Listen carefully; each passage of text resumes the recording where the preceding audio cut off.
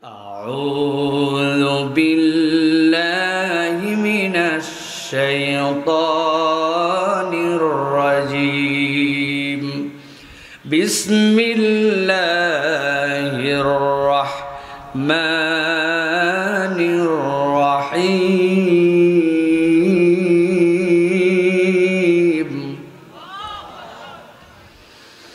وكذلك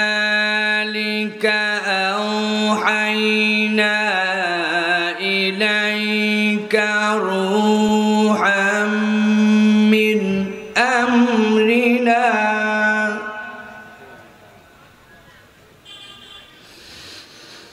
ما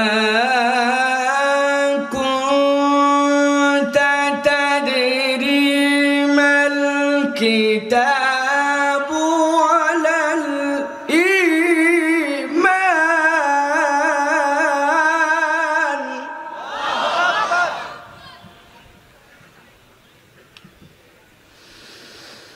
ولا الإيمان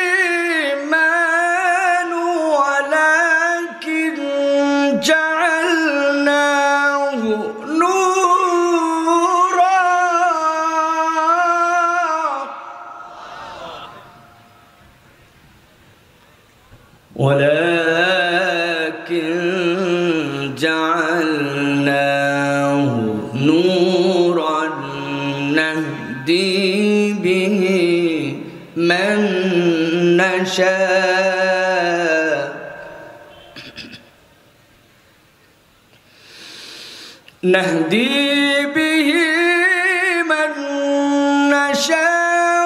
من عبادنا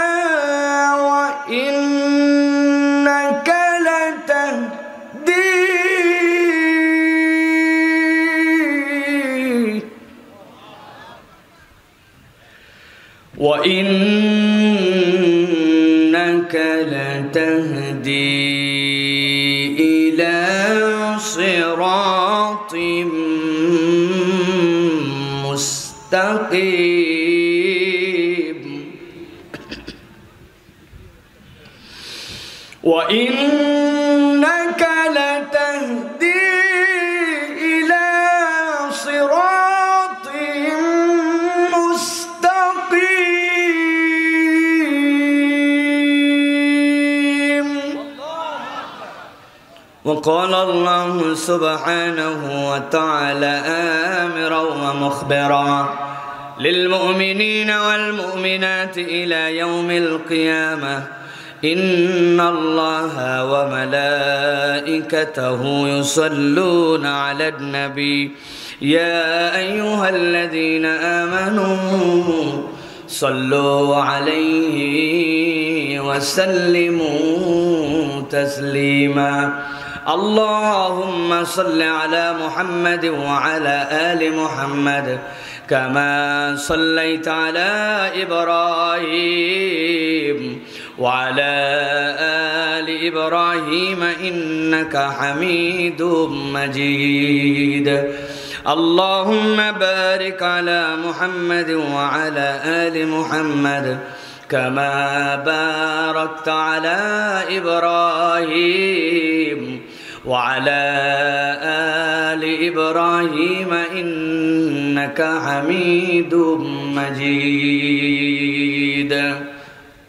আলহামদুলিল্লাহ, দয়াময় মেহেরবান মাবুদ আল্লাহ রাব্বুল আলামিনের কাছে শুকরগুজার হচ্ছি যে আল্লাহ রাব্বুল আমিন আমাদেরকে বাংলাদেশের ঐতিহ্যবাহী জেলা, বাংলাদেশের সকল মানুষের কাছে একটি ভালোবাসার নাম চাঁপাইনবাবগঞ্জের আজকের এই বড় মণ্ডলটোলা মহারাজপুর সদরের জামে মসজিদের উদ্যোগে ঐতিহাসিক তাফসিরুল কোরআন মাহফিলে আমাদেরকে আসার বসার তৌফিক, যোগ্যতা, সুস্থতা, মন মানসিকতা, পরিবেশ পরিস্থিতি দান করলেন। সেই রব্বুল আলামিনের কাছে আমরা তাঁরই শেখানো বাক্যে কালেমাতুর শুকর আদায় করি। সকলে পড়ি আলহামদুলিল্লাহ। দরুদ এবং সালাম বর্ষিত হোক মানবতার মহান মুক্তির দূত আকায়ে নামদার তাজেদারে মদিনা আপনার আমার প্রিয় রসুল জনাবে মুহাম্মদুর রাসূলুল্লাহ সাল্লাল্লাহু আলাইহি ওয়াসাল্লামের প্রতি। আজকের এই মোবারক মজলিসের সুযোগ্য সম্মানিত সভাপতি আলহাজ মাওলানা একরামুল হক সাহেব, বড় মণ্ডলটলা জামে মসজিদের সুযোগ্য সম্মানিত খতিব, আজকের সম্মানিত প্রধান অতিথি মাননীয় এমপি মহোদয়, বিশেষ অতিথিবৃন্দ, আজকের মাহফিলে কথা বলেছেন হাফেজ কারি মাওলানা আনজারুল ইসলাম সাহেব, আরও স্থানীয় ওলামায়ে হজরত ফুজালা এজাম, আমার সামনে উপবিষ্ট সম্মানিত মুরব্বিয়ানে কেরাম, আমার প্রিয় তরুণ যুবকেরা, স্নেহের ছোটরা, আলাদা প্যান্ডেল থেকে শুনছেন মা এবং বোনেরা, সকলকে একবার সালাম দিয়েছি। আরও একবার আপনাদের কাছে দোয়া পাওয়া এবং করার আশায় সালাম নিবেদন করি। আসসালামু আলাইকুম ওয়া রাহমাতুল্লাহ। আপনারা ভালো আছেন ভাই? ভালো আছেন আপনারা? আপনারা ফুল এনার্জি নিয়ে আছেন? এখনো কথা শোনার মতো এনার্জি আছে আপনাদের? খেয়ে আসছেন না না খেয়ে? সবাই খালি পেটে কেউ নাই? এখন যদি আবার খেতে দেওয়া হয়, খেতে পারবেন না কারা কারা? খেতে পারবো না সবাই কম বেশি? আগ্রহ আছে আমাদের, কিন্তু তারপরেও কোরআন শোনার জন্য কোরআনের পাগল পড়া হয়ে একমাত্র মানুষ এই মাটির বিছানাকে গ্রহণ করে কোরআনের মহব্বতেই বসে, যদিও নিজে একটু হিসাবও করে না যে আমি কোন জায়গাতে বসে গেছি। অন্য কোনো ময়দানে এইরকমভাবে মানুষকে রাত 11টার পরে চুপচাপ করায় মাটিতে বসানো অন্য কোনো আয়োজনে সম্ভব নয়। বিবেচনা করেন, ভালো করে বিবেচনা করেন। আপনার এলাকার এমপি সাহেব, চেয়ারম্যান সাহেব আপনাকে দাওয়াত দিচ্ছে ওনার বাড়িতে, আপনিও মহব্বতে গেছেন জামা কাপড় পরে। যাওয়ার পরে ওনার বাড়িতে সোফা আছে, ওনার বাড়িতে চেয়ার আছে, ওনার বাড়িতে কিছু না থাকলে টুল আছে, ওনার বাড়িতে কিছু না থাকলেও হয়তো বা বেঞ্চি আছে, কিন্তু এইগুলা একটাতেও না দিয়া সিমেন্টের কাগজ পাইরে বারান্দার সামনে আঙ্গিনাতে বলছে এই জায়গায় বসেন, আপনাকে খাবার দেওয়া হবে। আপনি কি বলবেন?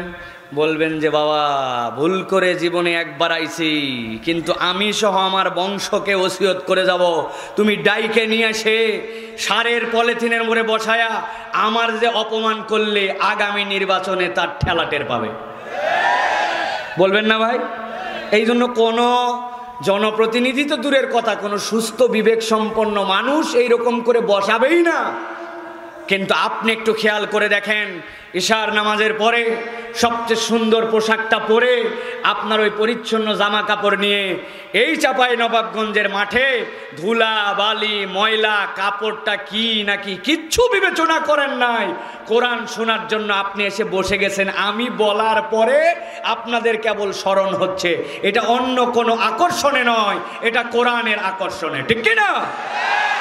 আপনি বিবেচনা করে দেখেন, আজকে রাজনৈতিক যেগুলো সমাবেশ বাংলাদেশে হয়, এইরকম একটা ময়দান ভরানোর জন্য যারা রাজনীতি করে তারা জানে কি পরিমাণ খরচ হয়, রাত্রে না দিনে।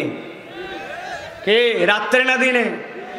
প্রথমে দেওয়া লাগে শাড়ি, তারপরে দেওয়া লাগে লুঙ্গি, তারপরে দেওয়া লাগে গেঞ্জি, তারপরে দেওয়া লাগে মাথার ক্যাপ, তারপরে দেওয়া লাগে বিরিয়ানির প্যাকেট, তারপরে দেওয়া লাগে গাড়ি ভাড়া, তারপরে দেওয়া লাগে পকেট মানি 500, তারপরেও মাঠে লোক নাই। কথা বলেন?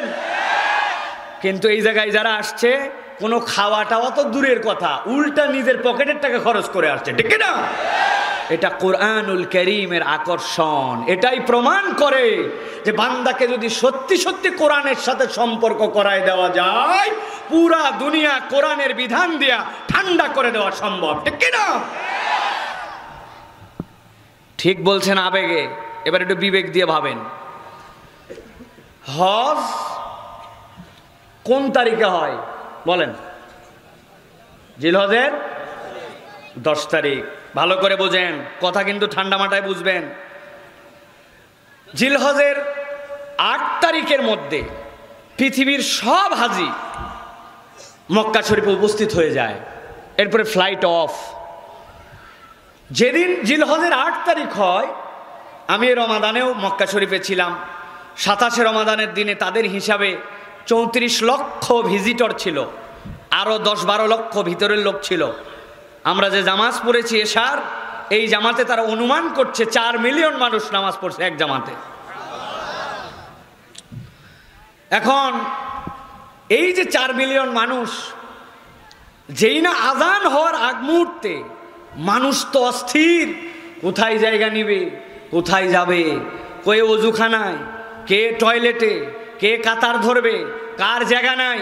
হারাম শরীফ থেকে 4 কিলোমিটার দূর পর্যন্ত জামাত চলে গেছে।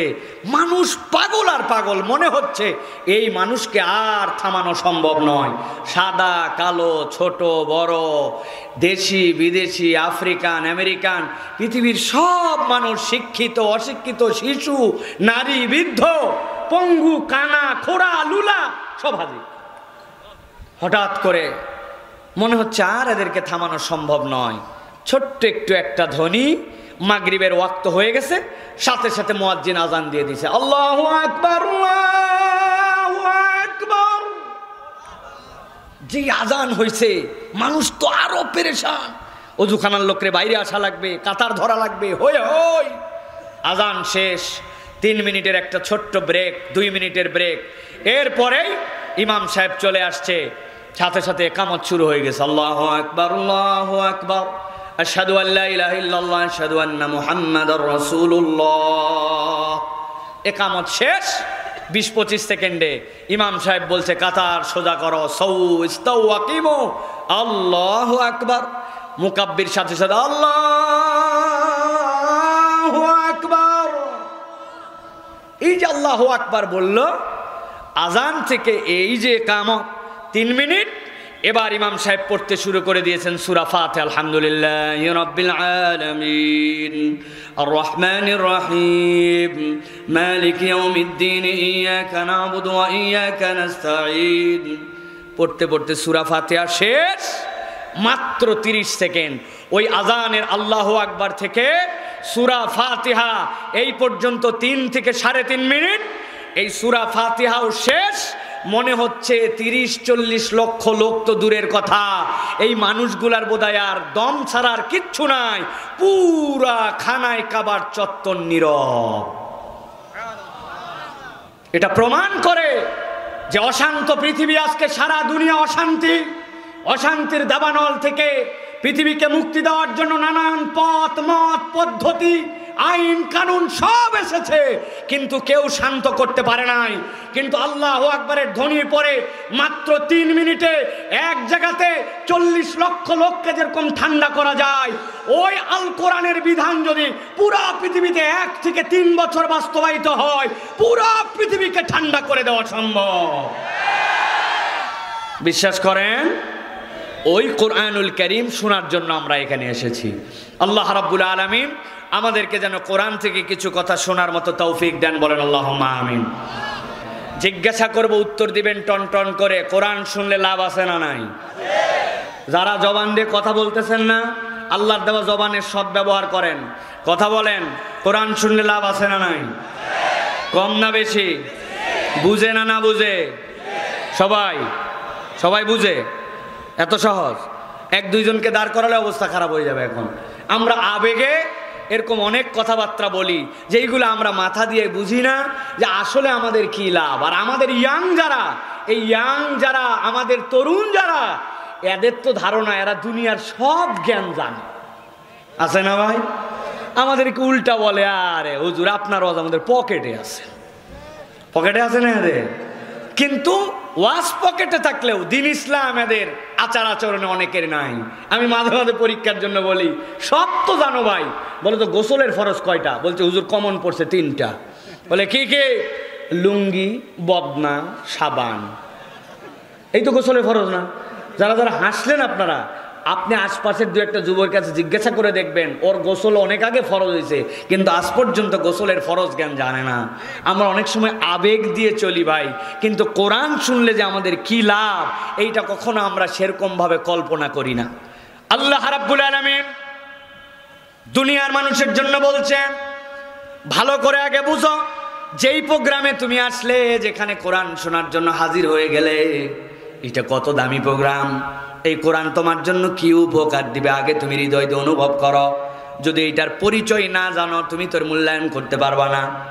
আমার হাতের মধ্যে একটা ঘড়ি আছে, এই ঘড়িটার দাম 250 টাকা, কিন্তু সবাই জানে না। আমি যখন ওযু করতে যাই মসজিদের চোখে বারান্দার মধ্যে খুলে রেখে আসছি, একজন লাফ দিয়ে আসছে, এসে বলছে হুজুর আপনার হাতের ঘড়ি খুলে গেছেন। আমি পাইলাম বলে দিলাম, তাছাড়া এক্ষুনি গায়েব। আমি বললাম ধন্যবাদ ভাই, আপনি পাইছেন জন্য পাইলাম, কিন্তু মনে মনে ভাবতেছি যদি হারাই তো কয় টাকা? কত? আরেকটা লোক চাঁপাইনবাবগঞ্জের, হাতের মধ্যে একটা গোল্ড প্লাটেড করা সাদা হোয়াইট গোল্ডের একটা আংটি আছে, ওই আংটির উপরে আবার সুন্দর করে একটা ডায়মন্ড লাগানো আছে, কিছু দাম না হলেও 50,000। হঠাৎ করে ওই আংটিটা হাতে দিয়া চাঁপাইনবাবগঞ্জের এক জায়গায় বাজার করার জন্য গেছে। যাওয়ার পরে দেখে এক লোক খালি ওর আংটির দিকে তাকায়। আসলে যেই লোক ওর আংটির দিকে তাকায়, ও তার আংটির দিকে তাকায় না, ওই লোকটা হচ্ছে লক্ষ্মীটারা। আপনাদের এলাকায় আছে নাকি ভাই? তাকায় আছে এদিকে কিন্তু দেখে এদিকে, মনি বাঁকা আছে ভাই। এখন ওই লোক আংটি দেখে না, কিন্তু লক্ষ্মীটারা হওয়ার কারণে ওই লোক তাকায় আছে এদিকে, আর ও ভাবতেছে আমার আংটি দেখে গালে। খানিকক্ষণ পরে চিন্তা করছে, দাম যেহেতু 50,000, চোর হতে পারে। আস্তে আস্তে করে কৌশলে হাতটা পেটের কাছে নিয়ে আংটিটা খুলে ফেলছে। খোলার পরে পকেটের মধ্যে আস্তে করে রেখে দিয়েছে। বাবা ঝামেলা ঝঞ্ঝটে নাই, যদি হাইজাক হয়। বুঝে থাকলে বলেন তো, যেই লোক লক্ষ্মীটারা হওয়ার পরেও তারপরেও তার আংটিটা সামলায় পকেটে রাখলো, আংটিটার দাম কত? তার মানে দাম জানলে মানুষ ওইটার মূল্যায়ন করে। আমার আল্লাহ রাব্বুল আলামিন বলছেন, ও দুনিয়ার মানুষ, যেই কোরআনের জন্য তোমরা আসলে, যেই কোরআন শোনার জন্য আসলে, এই কোরআন তোমাকে কি দিবে জানো নাকি? আল্লাহ কোরআনে বলছেন, ইয়া আইয়ুহান নাস قد جاءتكم موعظة من ربكم وشفاء لما في الصدور وهدى ورحمة للمؤمنين।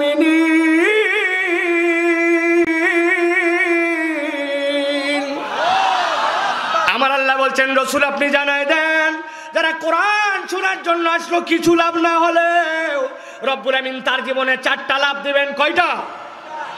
1 নম্বরে, ইয়া আইয়ুহান নাস কদ জাআতকুম মাউইযাতুম মির রাব্বিকুম, আল্লাহর পক্ষ থেকে তোমাদের কাছে একটা মাউইযা আসছে। কোরআন হচ্ছে তোমাদের জন্য মাউইযা, ওয়াজ। আমি আমার ভাষায় বলি, আল্লাহ এই মাউইযা দ্বারা বুঝাইছেন কোরআন হচ্ছে তোমাদের জন্য প্রেসক্রিপশন। সুবহানাল্লাহ। খেয়াল করে দেখেন, ডাক্তার দেখায় আসছেন আপনি, ডাক্তার আপনাকে একটা প্রেসক্রিপশন লিখে দিয়েছে। আপনার প্রেসক্রিপশনের মধ্যে 4টা আইটেম থাকে। 1 নম্বরে ঔষধের নাম কি, 2 নম্বরে ঔষধের পাওয়ার কত, 3 নম্বরে যেই ঔষধটা দিয়েছে এটা খাওয়ার আগে খাবেন না পরে খাবেন, 4 নম্বরে এই ঔষধটা আপনার কতদিন পর্যন্ত চলবে। প্রেসক্রিপশনে মৌলিক হিসাবে এই 4টা বিষয় লেখা থাকে, ঠিক না? আপনি ভালো করে বুঝেন। আমার আল্লাহ বলছেন, কদ জাআতকুম মাউইযাতুম মির রাব্বিকুম, ও দুনিয়ার মানুষ, কোরআন তোমাকে যে দেওয়া হলো, এই কোরআনটা তোমার জন্য প্রেসক্রিপশন।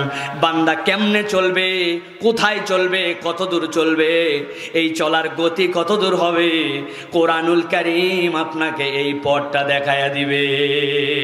সুবহানাল্লাহ। 2 নম্বরে আল্লাহ রাব্বুল আলামিন বলছেন, এই কোরআনের আরেকটা দায়িত্ব হচ্ছে, আল্লাহ রাব্বুল আলামিন বলছেন, ওয়া শিফাউল লিমা ফিস সুদূর।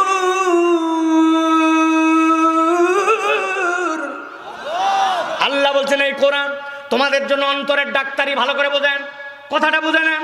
দুনিয়াতে সব ধরনের আপনার ফিটনেস আছে, কিন্তু আপনার যদি অন্তর জান্নাতে যাওয়ার জন্য ফিট না হয়, আপনার এইগুলো একটা ফিটনেসেরও আল্লাহর কাছে 1 পয়সাও দাম নাই। আমার কথা নয়, আমার কথা নয়, নবী করিম সাল্লাল্লাহু আলাইহি সাল্লাম বলছেন, ইজা সলুহাত সলুহাল জাসাদু কুল্লু ওয়া ইজা ফাসাদাত ফাসাদাল জাসাদু কুল্লু আলা ওয়া হিয়াল কলব। ও বান্দা, তোমার সম্পদ আছে, টাকা আছে, পয়সা আছে, কিন্তু কিয়ামতের ময়দানে এগুলো একটাও কাজ দিবে না যার অন্তরটা আল্লাহ রাব্বুল আমিনের কোরআন দিয়া আল্লাহর পক্ষ থেকে ফিটনেস সার্টিফিকেট পেয়েছে। কেবল ওই অন্তরটাই আল্লাহর কাছে জান্নাতে যাওয়ার সার্টিফিকেট পাবে। আল্লাহ রাব্বুল আমিন কোরআনে বলছেন, ইয়াউমা লা ইয়ানফাউ মালু ওয়ালা বানুন ইল্লা মান আতাল্লাহা বিকলবিন সালিম। আল্লাহ বলছেন, ও দুনিয়ার মানুষ, ভালো করে বুঝে নাও। ছোট্ট একটা উদাহরণ দেই, আপনি তাহলে বুঝতে পারবেন কোরআন ছাড়া আমার অন্তর যদি হয়, এই অন্তরটা আল্লাহর কাছে কোনো দাম নাই। চাঁপাইনবাবগঞ্জের এক ছেলে হঠাৎ করে পেপারের মধ্যে বিজ্ঞাপন দিয়ে দেখছে, পেপারের মধ্যে লেখা বাংলাদেশ সেনাবাহিনী থেকে 2nd লেফটেন্যান্ট পদে লোক নিবে।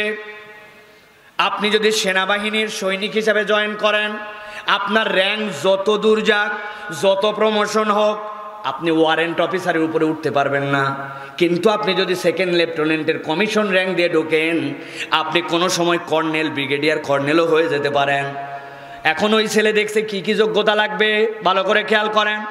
1 নম্বর 5 ফিট 6 ইঞ্চি লম্বা হতে হবে।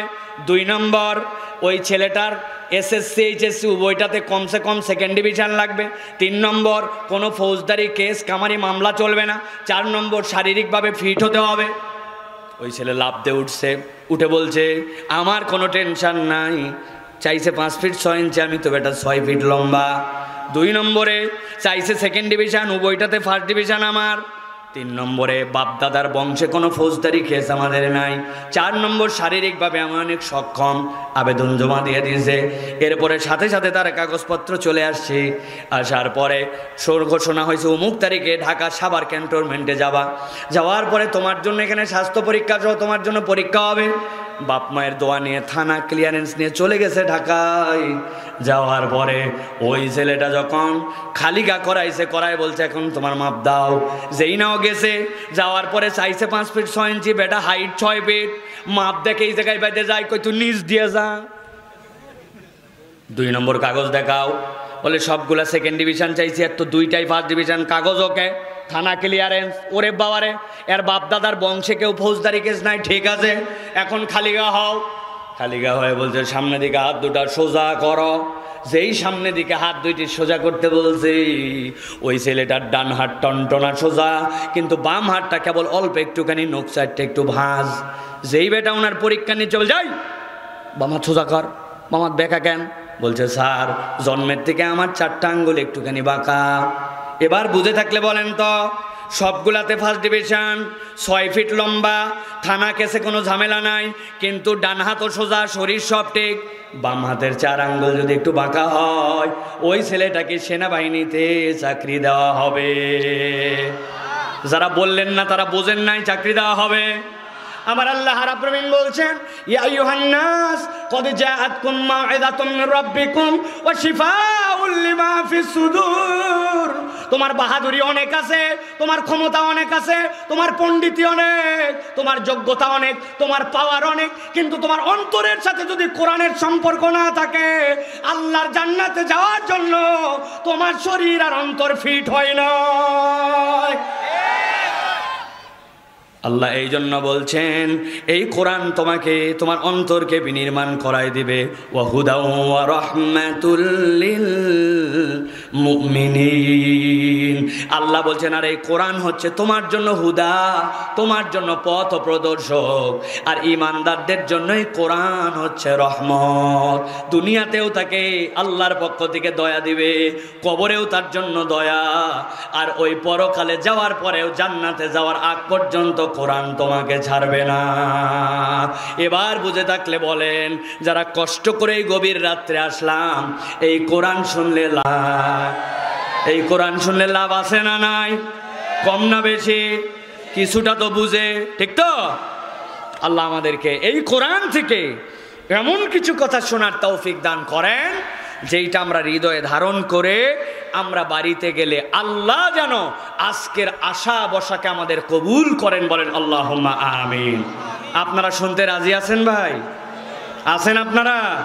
যারা পিছনে দাঁড়ায় আছেন, আপনারা কি যাওয়ার ধান্দায় আছেন? হ্যাঁ আছেন? আপনারা শুনতে রাজি আছেন? কারা কারা আছেন দেখে 2 হাত উঁচু করে দেখান, দেখে একটু তাকবীর দেন। লিল্লাহি তাকবীর, আল্লাহু আকবার, লিল্লাহি তাকবীর, আল্লাহু আকবার। আল কোরআনের আলো, আল হাদিসের আলো, তোমার নেতা আমার নেতা, তোমার নেতা আমার নেতা, নারে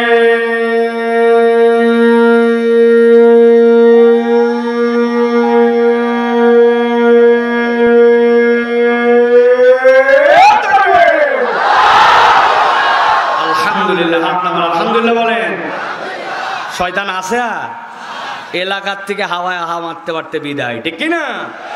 আল্লাহু আকবারের স্লোগান শুনলে শয়তান সহ্য করতে পারে না। নবীজি বলছেন পিছনের রাস্তা দিয়ে হাওয়া মারতে মারতে বিদায়। এই জন্য আল্লাহু আকবারের স্লোগান অনেক মানুষরূপী লোকও শুনতে পারে না, বুঝবেন আর শয়তানের ভাই। আল্লাহু আকবারের স্লোগান কোনো দলীয় স্লোগান নয়, কোনো পার্টির স্লোগান নয়, কোনো গোষ্ঠীর স্লোগান নয়।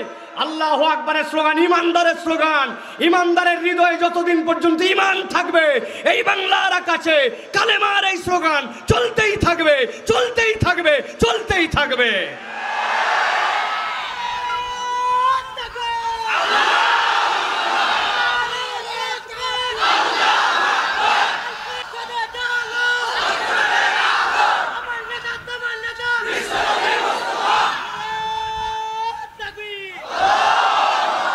আলহামদুলিল্লাহ। প্রিয় ভাই আলহামদুলিল্লাহ বলেন।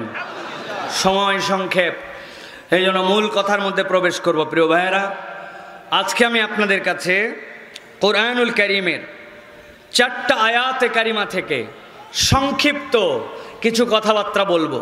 তবে এই 4 আয়াতে কারিমার আল্লাহ রাব্বুল আলামিন অভূতপূর্বভাবে 4টি আলাদা আলাদা দৃশ্যকে 4 আয়াতের মধ্যে সমন্বয় করে ইমানদারদের জন্য এখান থেকে একটা বার্তা দিয়েছেন।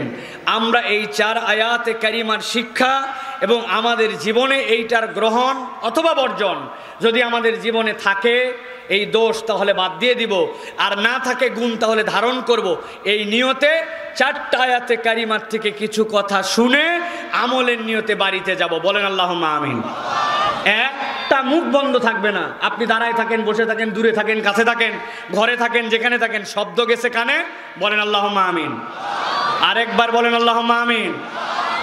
চলেন তাহলে আমরা সকলে একযোগে কোরআনুল কারীমের মধ্যে প্রবেশ করি। সকলে বিতাড়িত শয়তান থেকে আশ্রয় প্রার্থনা করে সকলে আমার সাথে একসাথে পড়েন, আউযু বিল্লাহি মিনাশ শাইতানির রাজীম, বিসমিল্লাহির রাহমানির রাহিম।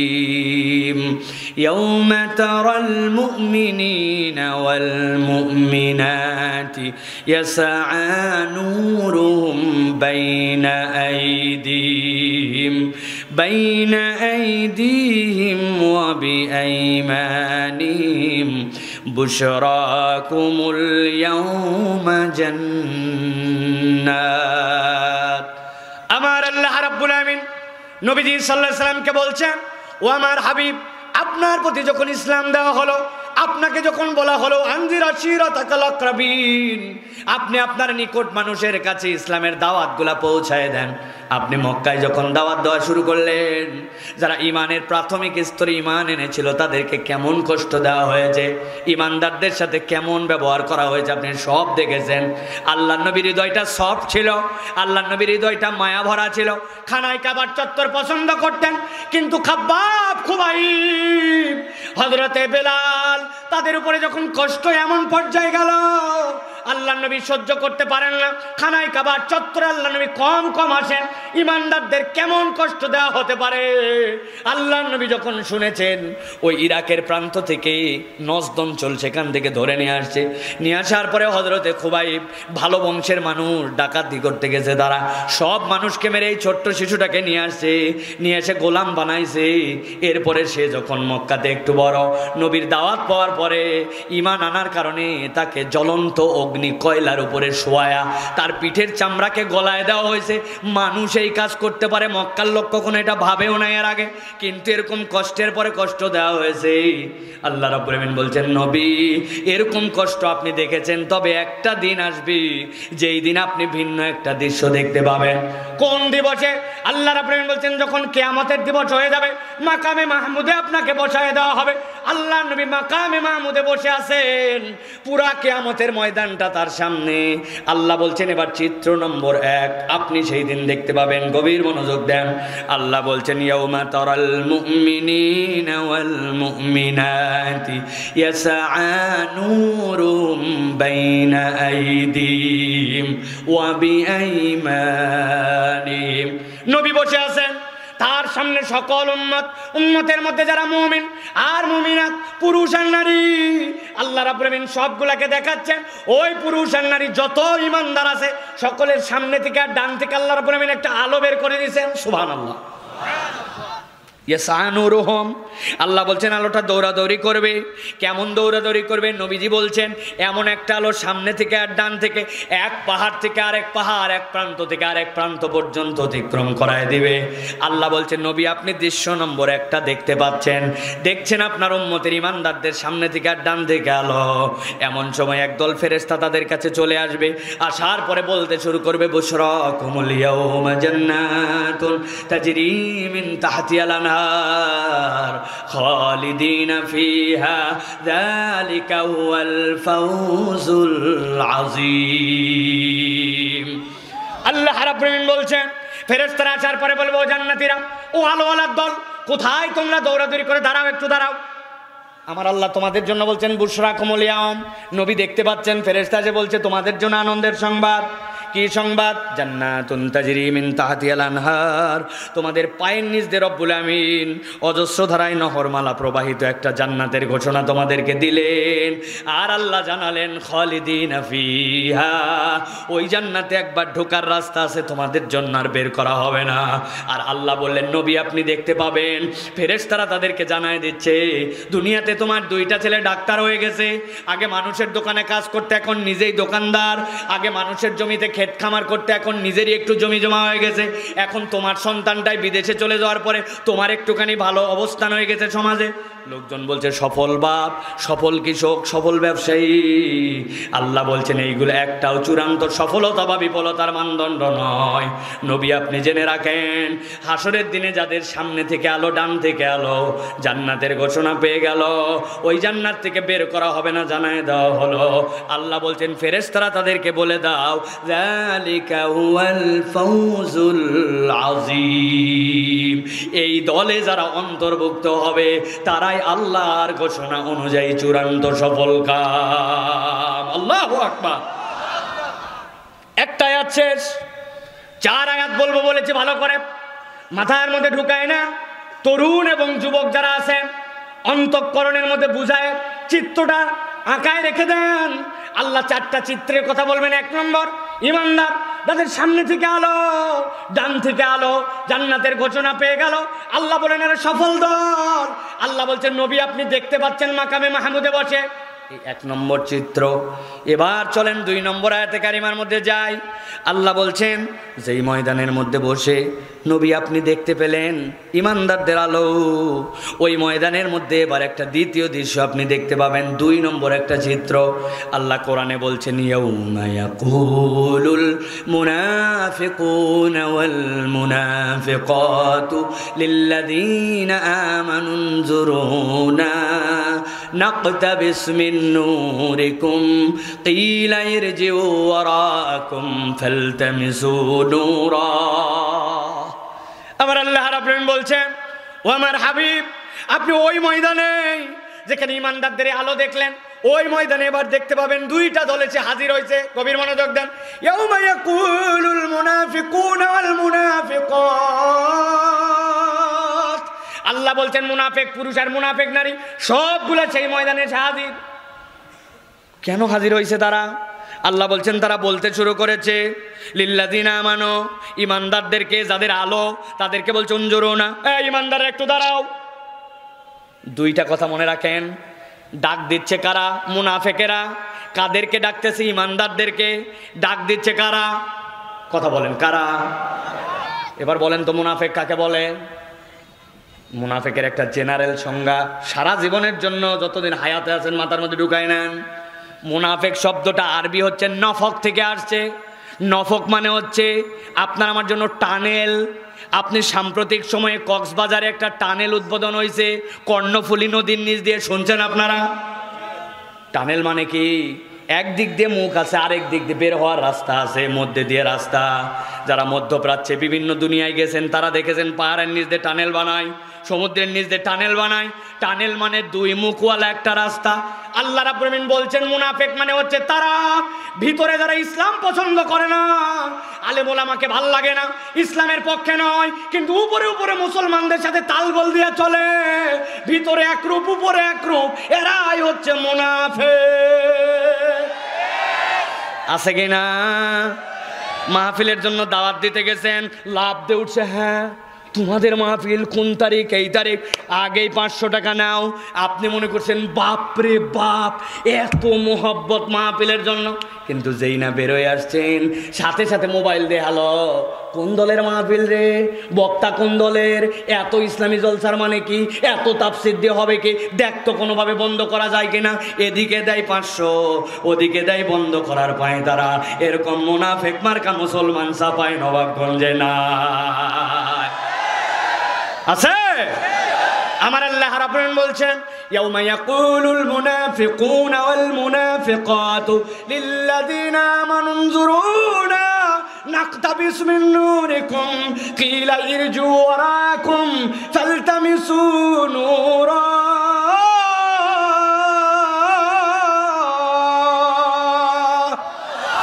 আমার আল্লাহ বলছেন হে নবী আপনি দেখতে পাবেন এবার 2 নম্বর দৃশ্য। মুনাফিকরা বলতেছে ইমানদার একটু দাঁড়াও। ইমানদাররা ঘুরে তাকাইছে, আমাদেরকে আল্লাহ জান্নাতের রাস্তা ধরায় দিছেন, আমাদের আলো, আমরা কেন দাঁড়াবো? নাকতাবিস মিন নূরিকুম, এমনি এমনি দাঁড়াতে বলি নাই, তোমাদের আলোর কোনো অভাব নাই, কিন্তু আমাদের কোনো আলো নাই, তোমাদের কাছ থেকে আমরা অল্প একটু আলো নিতে চাই। নাকতাবিস, কতটুকু আলো নিতে চাই? কথা বলেন কতটুকু? অল্প বলেন কতটুকু? আরবিতে ইকতেবাস কাকে বলে?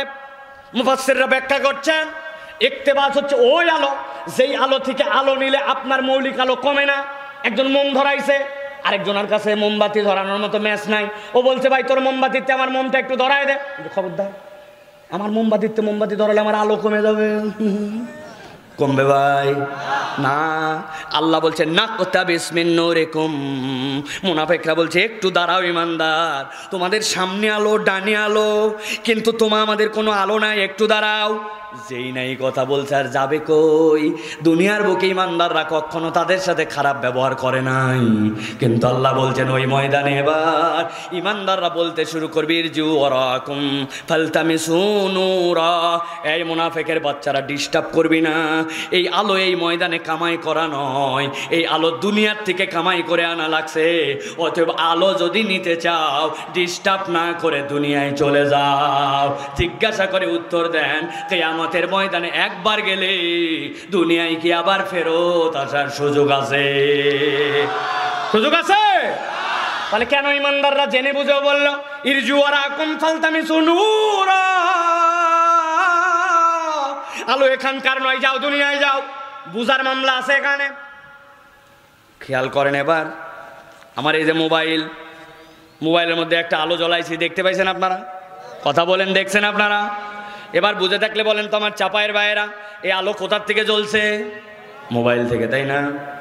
কিন্তু একটু হিসাব মিলাই এবার দেখি একটু কোথার থেকে জ্বলছে।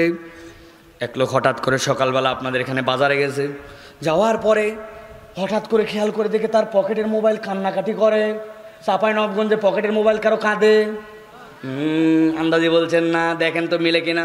খেয়াল করে দেখেন পকেটের থেকে মোবাইল ডাকতেছে কত কত কত কত কত কত কত কত কত কত কত। কি রে? পকেটের থেকে বের করে দেখে হায় হায় 10%-এর নিচে মোবাইলের চার্জ নেমে গেছে। 10%-এর নিচে চার্জ নামলে মোবাইল কত কত করে, ঠিক কিনা? একটু আগে যে বললেন করে না। ওই লোক চিন্তা করছে হায় হায় মোবাইল 10%-এর নিচে তো হওয়ার কথা নয়, কেন? গতকালকে রাত্রে আমি চার্জার লাগায়া সকেটের মধ্যে ঢুকাই দিয়ে রাত্রে ঘুমাইছিলাম, খানিকক্ষণ পরে মনে হয়েছে হায় রে মফিজ, চার্জার লাগাইছি সকেটেও ঢুকাইছি কিন্তু পাশে একটা সুইচ ছিল, অন করতে মনে নাই। বুঝে থাকলে বলেন এখন সুইচ যদি অন না করে চার্জ কে উঠবে? তাহলে আলো যে জ্বলল ওই আলোটা কিসের? আপনি বলছেন মোবাইল, কিন্তু হিসাব মিলাই দেখেন এখানে একটা ডাটা কেবল, এই যে একটা অ্যাডাপ্টার, ওই জায়গায় সংযোগ বিদ্যুতের লাইন আসছে, ওই বিদ্যুৎ দিয়ে কানেক্ট হইয়া আপনার মোবাইলে একটা মাত্র 5000 মিলিঅ্যাম্পিয়ারের ব্যাটারি আছে, ওইটা চার্জ ওঠে, ওইটা নিজের নয়, ওই বিদ্যুতের লাইন থেকে নিয়ে আসা। এরপরে আপনি জ্বলান, ফুটানি মারেন, আপনার চার্জ শেষ, আপনার মোবাইলের ফুটানি শেষ, ঠিক কি না? মুনাফিকদেরকে ইমানদাররা বলছে ইরজু ওয়ারাকুম ফালতামিসু নূরা, আমাদের আলো দেখে মনে করছে এই ময়দানের আলো, না না না, এই আলো দুনিয়া থেকে কামাই করে আনা লাগছে। অতএব মুনাফিকের দল যাও, আলো যদি চাও দুনিয়ায় চলে যাও। বুঝে থাকলে এবার বলেন হাসরের ময়দান থেকে দুনিয়ায় ফেরত আসা যাবে? দুইটা আয়াত শেষ, দুইটা দৃশ্য আল্লাহর নবী দেখতেছেন। কথা আমার বুঝতেছেন তো আপনারা? 1 নম্বর ইমানদারেরা আলো আর আলো, 2 নম্বর মুনাফেকের দল আলো নাই, উল্টা ইমানদারদের বকা খাই ইমানদার বলছে যাও দুনিয়ায় যাও, আলো নিয়ে আসো। 2 আয়াতে কারিমা শেষ, এবার চলেন 3 নম্বর আয়াতে কারিমার মধ্যে যাই। আল্লাহ রাব্বুল আমিন বলছেন যেই না ইমানদারেরা বলে দিছে তাদেরকে দুনিয়ায় চলে যাও, ওই দল তো জানে এই ময়দান থেকে দুনিয়ায় যাওয়ার কোনো সুযোগ নাই। এখন তারা চিন্তা করছে আরে একটুখানি বকা খাই দমে গেলে হবে নাকি, যেমনে হোক ইমানদারদের থেকে আলো নেওয়া লাগবে। ইমানদারদেরকে যাই বলতে শুকেছো ভাই একটু আলো দে ভাই, দিলে কি হবে ভাই, তোদের অনেক আলো আছে ভাই। আল্লাহ রাব্বুল আলামিন বলছেন দুনিয়ার বুকে মুজরিম আর মুহসিন, দুনিয়ার বুকে যারা কল্যাণকামী আর আল্লাহদ্রোহী, মৌলিক নিয়ামত দিতে আল্লাহ রাব্বুল আলামিন কাউকে আলাদা করেন নাই। কথা বুঝছেন আপনারা? বুঝে থাকলে বলেন তো ভাই, আপনাদের এলাকায় এরকম মুসলমান আছে কিনা শীত বর্ষা গরম যতই যাই হোক ফজরের নামাজে বান্দা হাজির আছে না? আবার এরকম ভিআইপি মুসল্লি আছে কিনা জুম্মার দিনে 1:45টার সময় বাড়ির থেকে বের হয়ে 1:15টার সময় মসজিদের সামনে মোবাইল চাপতে চাপতে মুয়াজ্জিন যখন বলছে কত কামাতি সালাত, তখন উনি জুতা খুলে একটা ভিতরে আর একটা বাইরে। এরকম মুসল্লি আছে? সপ্তাহে একদিন আরেকজন ফজর মিস নাই, কিন্তু একটু হিসাব মিলায় বোঝেন যেইটা বেনামাজি ওরও একটা নাক ফজলির আম আছে গাছ, আর যেইটা নামাজি তারও নাক ফজলি, যেইটা নামাজি তারটা মিঠার মিঠা আর বেনামাজিরটা তিতা। বেনামাজিরটা তিতা। যেই বেটা ধান লাগাইছে নামাজি ওর বিঘায় হয় 20 মণ, বেনামাজির 1 মণ। তাই সূর্য কি বেনামাজির জন্য একরকম, নামাজির জন্য একরকম? আল্লাহ বলছেন না আমার নাম যে রহমান, ওই রহমান নামের ওসিলায় বান্দা তোমার মৌলিক নিয়ামত আমি রব্বুল আমিন কখনো আলাদা করি নাই। কিন্তু কিয়ামতের ময়দানে ইমানদারদের আলো, মুনাফিকদের আলো নাই। মুনাফিকরা ডিস্টার্ব করছে, আলো দাও। দিলে কি হবে ভাই, একটু দে ভাই। আমার আল্লাহ বলছেন সাথে সাথে 3 নম্বর দৃশ্য, ফেরেশতা একদল চলে আসবে। আসার পর আল্লাহ বলছেন আমার ভিআইপি বান্দাদেরকে ওই দিন আর আমি রব্বুল আলামিন ঘরে ঘরে রাখবো না। ফাদুরিবা বাইনাহুম বিসুরিল লাহু বাব বাতিনুহু ফির রাহমা ওয়া যাহিরুহু মিন কিবালিহিল আযাব। আল্লাহু আকবার। আল্লাহ রাব্বুল আমিন বলছেন 3 নম্বর দৃশ্য নবী দেখতে পাবেন। সাথে সাথে আপনি দেখবেন যেই না মুনাফিকের দল ইমানদারদেরকে ডিস্টার্ব করে, ফাদুরিবা বাইনাহুম বিসুরিল লাহু বাব, ফেরেশতারা আসার পরে উপর থেকে নিচ পর্যন্ত একটা পর্দা ফেলে দিবে, এমন আজব পর্দা। আল্লাহ বলছেন এই পর্দাটার ভিতর দিকে ইমানদারেরা থাকবে, বাহির দিকে মুনাফিকেরা থাকবে, কিন্তু ওই পর্দার ভিতর আর বাহিরের মধ্যে পার্থক্য থাকবে। আল্লাহ বলছেন বাতিনুহু ফিহির রাহমা, দেখতে একটা পর্দা কিন্তু ভিতর দিকটা আরাম আর আরাম। ও যাহিরুহু মিন কিবালিহিল আযাব, আর একমাত্র ওইটার বাহির দিকেই মুনাফিকের দল যারা এসে বলছে আলো দাও আলো দাও, ডিস্টার্ব করতেছে। আল্লাহ বলছেন বাহির দিকটা শুধু কষ্ট আর কষ্ট, ভিতর দিকটা আরাম, বাহির দিকটা কষ্ট। আল্লাহ বলছেন কথা এপার ওপার থেকে দেখা যাবে, শোনা যাবে এপার ওপার থেকে, কিন্তু আল্লাহ রাব্বুল আলামিন ওই দিন ইমানদারদেরকে পর্দার ভিতরে আরামে রাখবেন, আর মুনাফিকরা সেখান থেকেই কষ্ট আর কষ্টে শুরু হয়ে যাবে। আল্লাহু আকবার। 3টা দৃশ্যের কথা বলেছি, ভালো করে আবার মাথার মধ্যে ঢুকায় নেন। 1 নম্বর ইমানদারদের আলো, 2 নম্বর মুনাফিকদের আলো নাই, কিন্তু মুনাফিকরা ইমানদারদেরকে আলো চাই। ইমানদাররা বলছে দুনিয়ায় চলে যাও, ওরা বুঝতে যাওয়া যাবে না, ডিস্টার্ব করতে শুরু করেছে। এবার 3 নম্বরে আল্লাহ ডিস্টার্ব বান্দাদেরকে দিবেন না জন্য মধ্যে দিয়ে একটা পর্দা, এপার থেকে ওপার দেখা যায়, এপার থেকে ওপার শোনা যায়, এপার থেকে ওপার সবই অনুভব করা যায়, কিন্তু ভিতরে ইমানদারদের আরাম আর বাহির দিকে মুনাফিকদের জন্য কষ্ট। এই পর্যন্ত আপনারা বুঝছেন ভাই? কথা বলেন, বুঝছেন? আমার আল্লাহ বলছেন নবী আপনি হাসরের ময়দানে এবার অভিনব একটা দৃশ্য দেখতে পাবেন। ওই মুনাফিক যাদেরকে পর্দা দিয়ে দেওয়া হলো, যত মুনাফিক পুরুষ আর যত মুনাফিক নারী সবগুলোই পর্দার সামনে এসে হাজির হয়ে যাবে। সবগুলো হাজির হওয়ার পরে সবগুলো এবার ইমানদারদের দিকে মুখ ফিরায় দাঁড়ায় যাবে। সব মুনাফিক পুরুষ আর নারী ইমানদারদের দিকে দাঁড়ানোর পরে আল্লাহ রাব্বুল আমিন বলছেন সবাই মিলে সমস্বরে ইমানদারদের দিক তাকায়া পর্দার এপার থেকে একটা কথা জিজ্ঞাসা করবে, একটা কথা আমাদেরকে বলতে হবে আজকে। তোমাদের কাছে এত আলো, আমাদেরকে আলো দিলে না, একটু আলো চাইলাম, পর্দা পড়ে গেল, ভিতরে তোমরা আরাম, বাহিরে আমাদের কষ্ট, এখন সবাই মিলে বলছে একটা কথা বলতে হবে। আল্লাহ বলছেন কি বলবে? ইউনাদুনাহুম আলাম নাকুম মাআকুম ক্বালু বালা। সব মুনাফিক পুরুষ আর নারী সবাই মিলে এবার ইমানদারদেরকে বলছে, ইমানদারেরা তোমাদের কাছে একটু আলো চাইলাম, তোমাদের আলোর কোনো অভাব নাই, আমাদেরকে আলো দিলেই না দিলে না, মধ্যে পর্দা পড়ে গেল, বাহিরে আমাদের কষ্ট আর ভিতরে তোমাদের আরাম, একটা কথা আমাদেরকে উত্তর দাও। এই যে আচরণ আমাদের সাথে করলে, ইউনাদুনাহুম আলাম নাকুম মাকুম, দুনিয়াতে তোমরা আর আমরা কি একসাথেই ছিলাম না? আমাদেরকে কি চিনতে পারছো না? একই বাজারে বাজার করি নাই, একই মসজিদে জুম্মা পড়ি নাই, একই এমপির ভোটের পিছে আমরা ভোটের দিন যাই নাই, আমাদেরকে কি চেনো না? আলাম নাকুম মাকুম। সাথে সাথে আল্লাহ বলছেন ইমানদাররা এবার উত্তর দিবে ক্বালু বালা, বলো কি তোমরা চিনবো না মানে? তোমাদের বাপ দাদার বংশ পরিচয় সহ আল্লাহ আমাদেরকে জানাইছেন। আয়াতে কারিমার এই জায়গাতে এর বর্ণনা নাই, কিন্তু আল্লাহ রাব্বুল আলামিন আয়াতে কারিমা দ্বারা বুঝাচ্ছেন ইমানদারদের আলো, মুনাফিকদের আলো নাই। ডিস্টার্ব করার জন্য পর্দা, পর্দার বাহির থেকে জিজ্ঞাসা করলে চিনো কিনা, ইমানদাররা স্বীকার করলে চিনি। এখন তারা বুঝাতে চায় যদি চেনই তো একটু আলো দিলে সমস্যা কোথায়? চেনই যেহেতু, অচেনা লোক হলে ভিন্ন কথা ছিল, চেনই যেহেতু একটু আলো দিলে সমস্যা কোথায়? আল্লাহ বলছেন এবার উম্মতের জন্য শিক্ষা, যেই নাই কথা বলবে মুনাফিকরা, আল্লাহ বলছেন এবার ইমানদাররা তাদেরকে বলতে শুরু করবে, এত আলো থাকার পরেও, চেনার পরেও আজকে তোমাদেরকে যে আলো দিতে পারছি না, দুনিয়াতে তোমাদের 4টা অপরাধ ছিল, 4 অপরাধের কারণে দুনিয়ার থেকে তোমরা আলো হারা। মুসলমানরা এবার জিজ্ঞাসা করবে, উত্তর দিবেন মুনাফিকদের আলো হারাবার কারণ কয়টা? ওই যে পিছনে আকাশি কালারের গেঞ্জি পরে হাত এইরকম করে, কি সমস্যা আপনার? হ্যাঁ, মুনাফিকদের আলো হারাবার কারণ কয়টা? আরেকবার চান্স দিলাম, কয়টা? হাত নামা। অনেকেই চিন্তা করবেন, আমাকে তো এই জায়গায় ডাইরেক্ট দেখেন নাই, এই জন্য চিন্তা করছেন হুজুরিল কি শুরু করলো না ভাই। আমাদের বাংলাদেশের ওয়াজ, আমার বয়স কম কিন্তু আমারও 10 বছর মাঠে ময়দানে ওয়াজের বয়স হয়ে গেছে। আমি যা বুঝলাম তাতে আমাদের বাংলাদেশের ওয়াজ ম্যাক্সিমাম বাড়িতে যায় না, যাওয়ার পরে বলবে এটা বক্তা আনছিল ফাটা।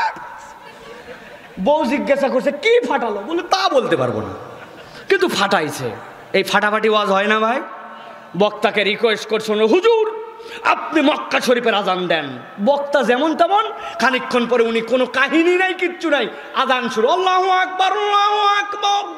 বলছে হুজুর মক্কা দিলেন, এবার মদিনা দেন, মদিনার থেকে বাংলাদেশ দেন। দিতে দিতে চাপাই গোয়ালন্দ বাজার পর্যন্ত চলে আসছে, আলা ইলাহা ইল্লাল্লাহ। মাগরিবের নামাজ পড়লাম আমি আসার সময়, সেম আজান শুনে আসলাম। তো এই আজান শেষ, এখন গজল শুরু। হুজুর বাংলা গান, ইংরেজি গান, গজল গান, এই সকল কাহিনী করার পরে আপনি সুন্দর করে চলে গেলেন, যাইয়ে বলতেছেন ফাটায় ফেলছে। কি ফাটালো তা জানি না। আমার কথা, আজান শোনা খারাপ নয়, গজল শোনা খারাপ নয়, কিন্তু আজান আর গজল শোনার জন্য তাফসিরুল কোরআন মাহফিল আয়োজন করা হয় নাই। বাড়িতে ওয়াজ যায় না। আজকে আমার টার্গেট এইটা, যে এখানে আর কোনোদিন আমি আসতে পারবো কিনা জানি না, কিন্তু আজকের ওয়াজ যেন বাড়িতে যায়, এই জন্য একটু আপনাদেরকে কষ্ট দিচ্ছি। এই জন্য বলে নিছি আগেই, নিয়ত করেন জীবন পরিবর্তনে, যে অপরাধ আছে ছেড়ে দিব, আর যেইটা আমার গুণ নাই ওইটা ধারণ করব, এই নিয়তে আমরা কথা শুনতেছি, বলেন আল্লাহুম্মা আমিন। তাহলে মুনাফিকদের দুনিয়াতে আলো হারাবার কারণ কয়টা? হাতগুলা ওঠে নাই, কয়টা? আর একটু জোরে, জোর হলো না? আলহামদুলিল্লাহ, আমরা এই 4 কারণ শুনে বাড়িতে যাব ইনশাআল্লাহ। তাতে যদি আরো 1 ঘন্টা হয় সমস্যা আছে? 12টা যদি পার হয় সমস্যা আছে? বক্তাকে যদি 2 দিনের পেমেন্ট দেওয়া লাগে সমস্যা আছে? ও ভাই, প্রিয় ভাইয়েরা, চলেন তাহলে আমরা এই 4টা আলোচনা ইনশাআল্লাহ হৃদয় থেকে ধারণ করার চেষ্টা করি। গভীর মনোযোগ। আল্লাহ রাব্বুল আলামিন ইমানদারদের দ্বারা এবার বলছেন, মুনাফিকরা এসে বলছে একটু আলো দাও, দুনিয়ায় চলে যাও, ডিস্টার্ব বেশি করলে পর্দা পড়ে গেছে। সব মুনাফিকের দল পর্দার সামনে, চিনো কিনা চিনি। আল্লাহ বলছেন এবার ইমানদাররা বলতে শুরু করবে, ক্বালু বালা ওয়ালাকিন্নাকুম ফাতানতুম আনফুসাকুম ওয়া তারাব্বাসতুম ওয়ারতাবতুম ওয়া গাররাতকুমুল আমানিয়ু হাত্তা জাআ আমরুল্লাহ। এবার ইমানদারেরা বলছে, ও মুনাফিকের দল, এত আলো থাকার পরে আজকে তোমাদেরকে আলো দিতে পারছে না। তোমাদের 1 নম্বর অপরাধ হচ্ছে ওয়ালাকিন্নাকুম ফাতানতুম আনফুসাকুম। দুনিয়ায় থাকা অবস্থায় তোমাদের একটা অপরাধ ছিল বড় সাংঘাতিক। অপরাধটা হচ্ছে আল্লাহ রাব্বুল আমিন তোমাদেরকে যে পরীক্ষা দেয় নাই, তুমি নিজেই নিজেকে ওরকম পরীক্ষায় ফেলেছিলে। এই পরীক্ষায় নিজেকে ফেলে আজকের দিনে তুমি আলোহারা। চাঁপাইনবাবগঞ্জের মুসলমান বলেন তো ভাই, বুঝে থাকলে আল্লাহ পরীক্ষা দেয় নাই, কিন্তু এরকম কোন পরীক্ষায় কি আমরা নিজেদেরকে ফেলি নাকি? বুঝি নাই। একটু মিলান। আপনার এলাকার একটা ছেলে, এক বন্ধুত্ব একজনের সাথে, এক বন্ধু বিড়িখোর, আর ও বিড়ি খায় না। যেই না ও সিগারেট ধরাইছে, বলছে ফাঁকে যায় ধরাবে, সিগারেটের গন্ধ আমার সহ্য হয় না, খুক খুক করে কাশে, কিন্তু বন্ধুত্ব বাদ দেয় নাই। 1 দিন 2 দিন 7 দিন 10 দিন যেই পার হয়েছে, প্রথম দিন সিগারেট ধরালে যেটা কাশতো, 10 দিনের দিনে ওই বন্ধুই সিগারেট ধরানোর পরে বলছে, তোর পরে কিন্তু আমি ফার্স্ট কল। আছে কিনা? তাহলে যেই বন্ধুটা আগে বিড়িখোর ছিল না, ওর সাথে ঘুরে ঘুরে ও নিজে বিড়িখোর হলো, এই পরীক্ষা মনে করছেন আল্লাহকে দিয়েছিল? কথা বলেন। ওই দোস্ত 1 বছর পার হতে না হতে বলছে, দোস্ত আর আগের মতো সিগারেটে ফিলিংস আসে না। ঈদে, চাঁদে, বিভিন্ন অনুষ্ঠানে বুদ্ধি একটা নিয়ে আসছি, কি কই তুই বিড়ির ভিতরের মাল ফালা। ঠোকা দিয়া দে, বিড়ির মাল ফালাইছে। উনি পকেটের পুরিয়া বাড়ি করে কুচি কুচি করে ভিতরে মাল ঢুকায়, বলছে দোস্ত কি জিনিস জানিস, 1টা নেতে যেমন তেমন, 2টা নেতে রাজা, 3টা নেতে ফিলিংস বুঝবি। চাঁপাইনবাবগঞ্জে উহার নাম। ও বাবা, এন সিনে দেখি। আস্তে আস্তে করে নেশাখোর হয়ে গেল, সমাজের বোঝা হলো, বাপ মায়ের বোঝা হলো, এলাকার মধ্যে কালো তালিকার ভুক্ত হয়ে গেল। বুঝে থাকলে বলেন তো, এই পরীক্ষা কি আল্লাহ দিছিল? আপনি নিজেই না নিজেকে এরকম করে নিজের জীবনটা নষ্ট করে দিলেন। এরকম পরিবেশ, এরকম সন্তান, এরকম মানুষ, এরকম বন্ধু বান্ধব আমাদের সমাজে আছে কিনা? আমার আল্লাহ বলছেন, ওয়ালাকিন্নাকুম ফাতানতুম আনফুসাকুম। ভাবচক্কর নিয়ে মুসলমানের বাড়িতে ঘুরতেছো, কিন্তু তোমার এই আচরণের কারণে তুমি আলোহারা হয়ে মুনাফিকের দলে নাম লেখাইছ। ঠিক না? তাহলে কি আমার এরকম দুষ্ট বন্ধু থাকবে? বিড়িখোর বন্ধু আপনার থাকবে? বিড়িখোর উনার বন্ধু থাকবে না, কিন্তু উনি বিড়িখোর থাকবে। হাইরে চালাক আছে কিনা? একজন আমাকে আফসোস করে বলছে, হুজুর আর বলেন না, সমাজটা শেষ হয়ে গেল, কোনো ভালো মানুষই নাই। আমি বললাম, আপনাকে আসলে মারা আমার দায়িত্ব না, কিন্তু সুযোগ থাকলে আপনার গাল বরাবর ঘুষায় দিতাম। বলছে, আপনি হুজুর হয়ে আমাকে এরকম কথা বললেন। আমি বললাম, বলবো না মানে? দেশে ভালো মানুষ নাই সেটা সমস্যা না, তা আপনি ভালো মানুষ হন না কেন? উনি নিজে ভালো হবে না, কিন্তু খালি ভালো মানুষ নাই, সমস্যা শেষ হয়ে গেল। আছে নাই তো? আপনি নিজে ভালো হন আগে, তাহলেই তো আরেকটা মানুষ একটা ভালো মানুষ খুঁজে পাইল। আপনি আগে নিজে বিড়ি খাওয়া ছাড়েন, খারাপ ছেলেদের সাথে ঘোরা ছাড়েন, আড্ডা বন্ধ করেন, মসজিদের পাশে দাঁড়ায়া আজানের পরে মসজিদের পাশের চায়ের দোকানে বসে সিনেমা দেখে, ক্যারাম খেলে, মসজিদের পাশের পুকুরে গোসল করে, মসজিদ মার্কেটে দোকান খোলা থাকে, মসজিদে নামাজ পড়তে যায় না। এরকম মুসলমান আছে কিনা? কোথায় আছেন আপনি? অতএব আল্লাহ রাব্বুল আমিন বলছেন ওয়ালাকিন্নাকুম ফাতানতুম আনফুসাকুম, খবরদার খবরদার নিজেকে ওই পরীক্ষায় ফেলো না যেই পরীক্ষা আল্লাহ দেয় নাই। এটা তো একটা পার্ট, আরেকটা বড় পার্ট আছে, সেইটা হচ্ছে আপনার আকীদার পার্ট, আপনার ইমানের পার্ট। এইরকম মুসলমান এখন বাংলাদেশে আছে, যেই মুসলমানগুলো আপনি খুঁজে দেখবেন বিপদে পড়ে গেছে, সমস্যায় আটকায় গেছে, সন্তানটার অসুখ ভালো হয় না, চলে গেছে অমুক মাজারে তমুক জায়গায়, যাওয়ার পরে আল্লাহ ছাড়া অন্যের কাছেও ডাকাডাকি করে। আছে কি না? ভালো করে বোঝেন, ইমানের মামলাটা ভালো করে বোঝেন, কথাটা খুবই সূক্ষ্ম কথা, ভালো করে বোঝেন। বলে হুজুর একজনের অসুখ ভালো হচ্ছিল না, 20 কেজি পোলাওয়ের চাল জাল দিয়ে নিয়ে মান্নত দেওয়ার জন্য চলে গেছে রাজশাহী শামাকদম। হুজুর গেলে সমস্যা কোথায়? শামাকদমের আউলিয়া তো কিচ্ছু ভালো করে না, তো আপনি গেলেন কেন? বলছে গেছি এই জন্য। উনি বড় আল্লাহর ওলি, উনার কাছে বললে আল্লাহ রাব্বুল আলামিন খুশি হয়। আল্লাহ খুশি হলে আল্লাহ দেয়, কিন্তু একটু বাবার মাধ্যম দিয়ে, একটু পীরাউলিয়ার মাধ্যম দিয়ে, একটু উমুকের মাধ্যম দিয়ে, মুর্শিদ বাবার মাধ্যম দিয়ে দেয়। এরকম কতকগুলা ইমানদার নামের বেঈমান আমাদের সমাজে আছে কি নাই? কথা বলেন, আছে কি নাই? আপনি ভালো করে কান খাড়া করে শোনেন। 2টা আয়াত বলছে আল্লাহ কোরআনুল কারীমের মধ্যে বলছেন, ওই আবু জেহেলের কাছে যে জিজ্ঞাসা করো মাইয়ারযুকুকুম মিনাস সামাই ওয়াল আরদ আম্মান ইয়ামলিকুস সামআ ওয়াল আবসার। আয় আবু জেহেল বলো, তোমার কান দিছে কে? তোমার চোখ দিছে কে? তোমাকে রিজিক দেয় কে? আবু জেহেল বলছে বলো কি? আল্লাহ দেয়। সায়াকুলুন আল্লাহ। ও বাবা, সবই আল্লাহ দেয়, তো লাতুজ্জামানাত হবলের কাছে কেন যাও? আল্লাহ কোরআনের সূরা জুমারের মধ্যে বলছেন অন্য কোনো কারণে নয়, লিয়াতাকাররাবুনা ইলাল্লাহি যুলফা। লাতুজ্জামানাতের কিছুই করার ক্ষমতা নাই, ওরা শুধু এইটুকু করে, ওর কাছে বললে আল্লাহর প্রিয় পাত্র, আল্লাহর প্রিয় পয়গম্বর, প্রিয় ব্যক্তিত্বের তার একটা মূর্তি, ওর কাছে বললে ও খুশি হয়, ও খুশি হলে আল্লাহ খুশি হয়। আল্লাহ দেয়, কিন্তু লাতুজ্জামানাত হবলের মাধ্যম দিয়ে দেয়। আল্লাহ বলছেন ওয়াহুম মুশরিকুন। এই ঈমান থাকার কারণে যতই আল্লাহ খালিক আল্লাহ মালিক বলুক, তাদের ঈমান নাই। অথবা আপনার দাড়ি যত লম্বা হোক আর আপনার ভাবচক্কর যতই মুসলমানই হোক, আল্লাহ ছাড়া কেউ আপনাকে অপকার উপকার, আল্লাহ আর বান্দার মধ্যে কেউ ইবাদতের ভায়া মাধ্যম ওসিলা হয়, এইটা বিশ্বাস করলে আপনার হাসর নাসর আর আবু জেহেলের হাসর নাসর একসাথে হবে। এই পরীক্ষা আল্লাহ দেয় নাই। বলবেন হুজুর আমরা বুঝতাম না, উমুকে আমাদেরকে ধরে তুমুকে আমাদেরকে বুঝায় কাম করাইছে।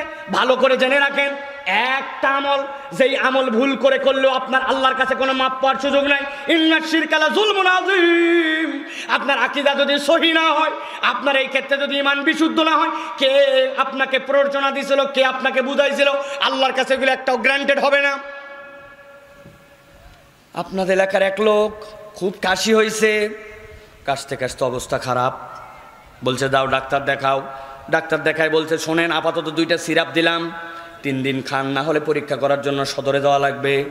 ওই লোক বলছে আমি মূর্খ মানুষ, আমি কিন্তু ওষুধের নাম জানি না। বলছে দোকানে যাই বলবেন, তাহলে দেখবেন কে হিসাব বুদ্ধি করে দেয়। দোকানদার বলছে শোনেন 1 টান 2 টান 3 টান কোনা কাটে দিলাম। 3 টান মানে 3 বার 3 চামচ, কোনা কাটা মানে খাওয়ার আগে বুঝছেন কই পানির মতো সহজ। মূর্খ মানুষ তাই কি ওষুধ বুঝাই দিছে, বাড়িতে আসছে, রাত্রে খেয়ে নিছে। খাওয়ার পরে সকালবেলা আবার যখন কঠিন কাশি উঠছে, বাড়িতে আসে একটা ছোট্ট বাচ্চা, ওনার মেয়ে মানুষ। ছোট বাচ্চা কাচ্চারা বাপ মাকে ওষুধ খাওয়াই দেওয়ার ক্ষেত্রে খুব আগ্রহী, ঠিক না ভাই? আমার তো 3 মেয়ে, এদের কথা শোনার ঠেলায় আমার জীবন অস্থির।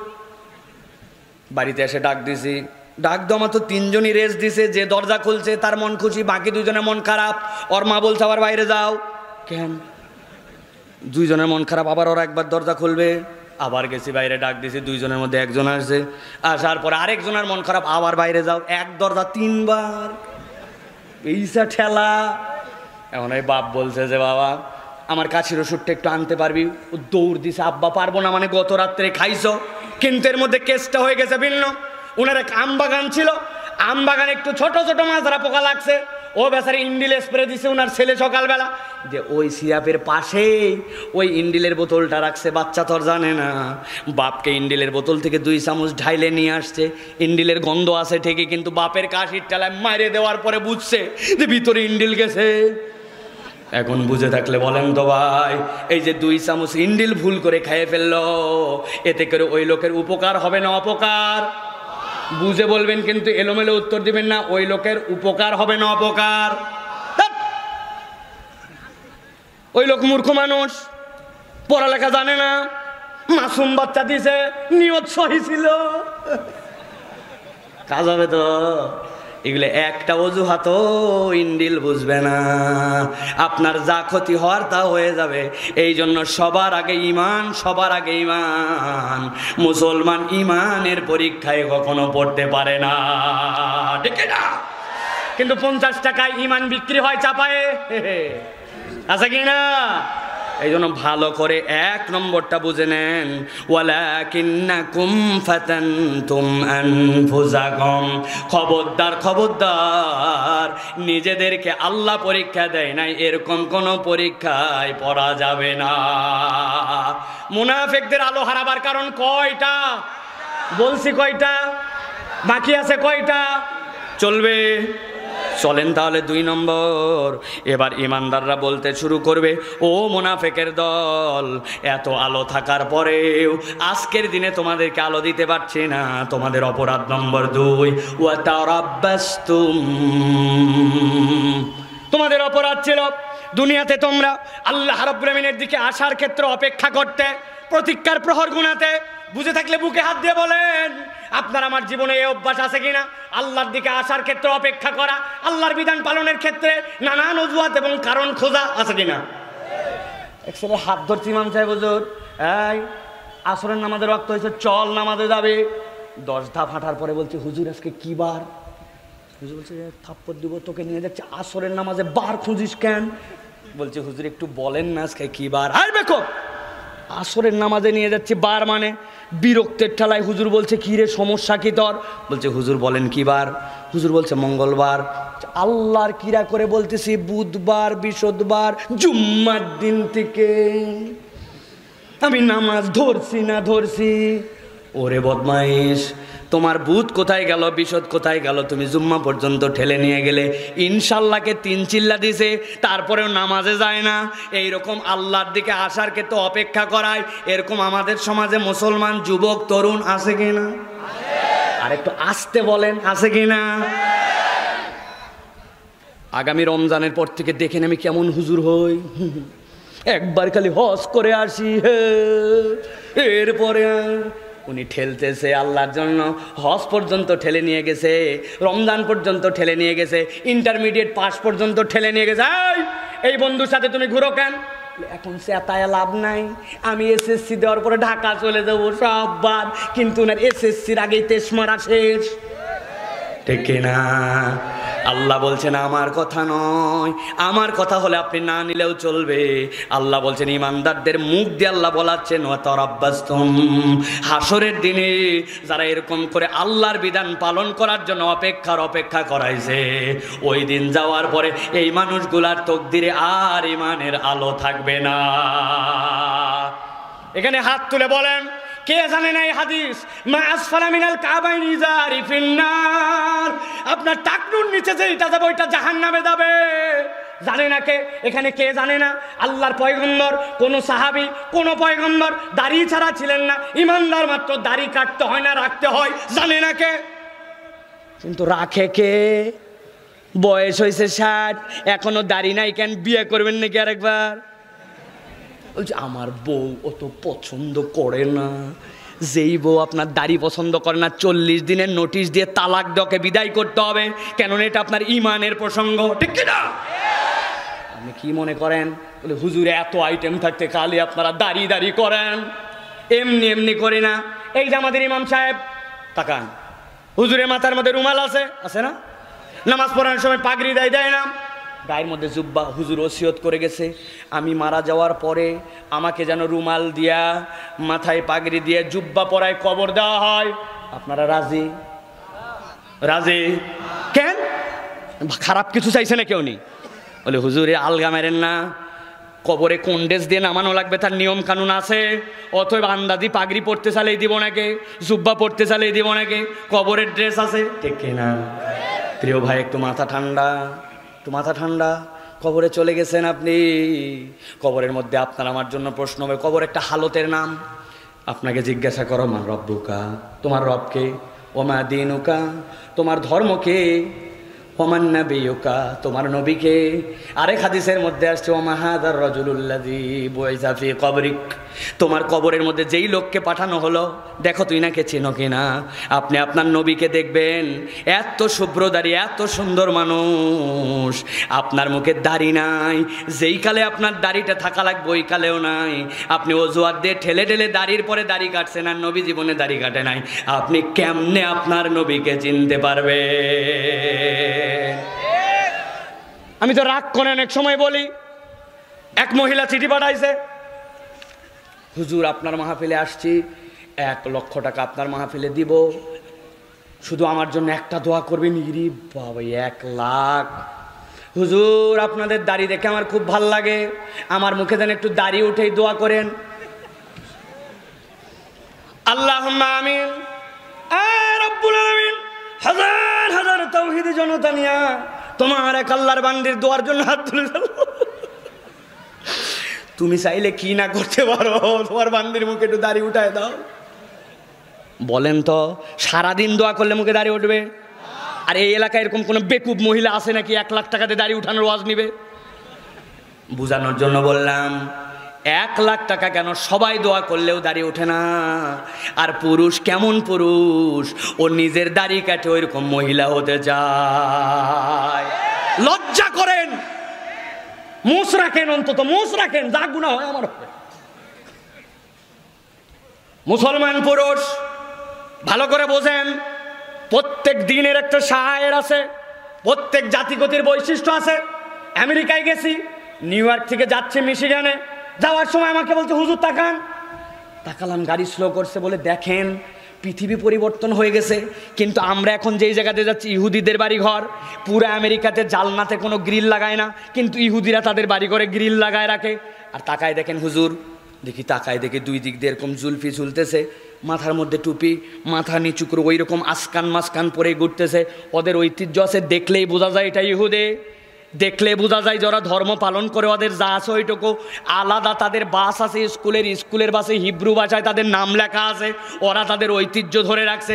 আর মুসলমান, যেই নবী শ্রেষ্ঠ, যেই দিন শ্রেষ্ঠ, যেই পয়গম্বর উভয় জাহাতের জন্য শ্রেষ্ঠ পয়গম্বর, যেই পয়গম্বর মুসা ঈসার থেকে উন্নত, ওই পয়গম্বরের উম্মত তার কোনো স্বকীয় বৈশিষ্ট্য নাই। ঠিক না? আমার আল্লাহ রাব্বুল আলামিন বলছেন ও তারাব্বাসতুম, আল্লাহর দিকে আসার ক্ষেত্রে প্রতীক্ষা করা যাবে না। আল্লাহর হুকুম শুনলাম আর মানলাম, এই টেন্ডেন্সিতে আমাদেরকে আসতে হবে। রাজি আছেন? আরে কথা বললে তো অনেক বেড়ে যাবে, কথা বললে শুধু বেড়েই যাবে। আমরা ফেরাউনের ঘটনা শুনি, ফেরাউন কি বলেছিল? আল্লাহ কোরআনে বলছেন ইন্নাহুল আল, সে তো মহা আল্লাহ দ্রোহে সে ঘোষণা দিয়েছিল আনা রব্বুকুমুল আলা। আমরা বলি হাই হাই এত খারাপ ফেরাউন, কিন্তু ফেরাউনের থেকে বড় ফেরাউন এখন আমাদের প্রত্যেকের ঘরে ঘরে, কপি কপি ছোট ছোট ফেরাউন। আব্বা নামাজ পড়বো না, তোমার বাড়ি থাকলাম না, আছে না? বাপ মায়ের কথা শোন, হুজুর ওয়াজের পর ওয়াজ করে গেল, বাপ মার সাথে বেয়াদবি বাদ দিল না। আম্মা ফোন দিয়ে বলছে বাপ কই আসিস, সন্ধ্যার পর বাইরে থাকবি না, বাড়িতে চলে আয়। বলছে আর একবার যদি ফোন করে আজকে বাড়িতে কিন্তু ঢুকবো না। মা শেষে বলছে যে বাবা যখন মন চাই তখন তো বাড়িতে আসিস, আছে না? এই যে ফেরাউনের গল্প করছেন, অত দূর যাওয়া লাগবে না, এখন আমাদের ঘরে ঘরে ফেরাউন। ঠিক না? নামাজ পড়ে ইমাম সাহেব তেলাওয়াত করছে ওয়াইলুল লিল মুতাফফিফিন।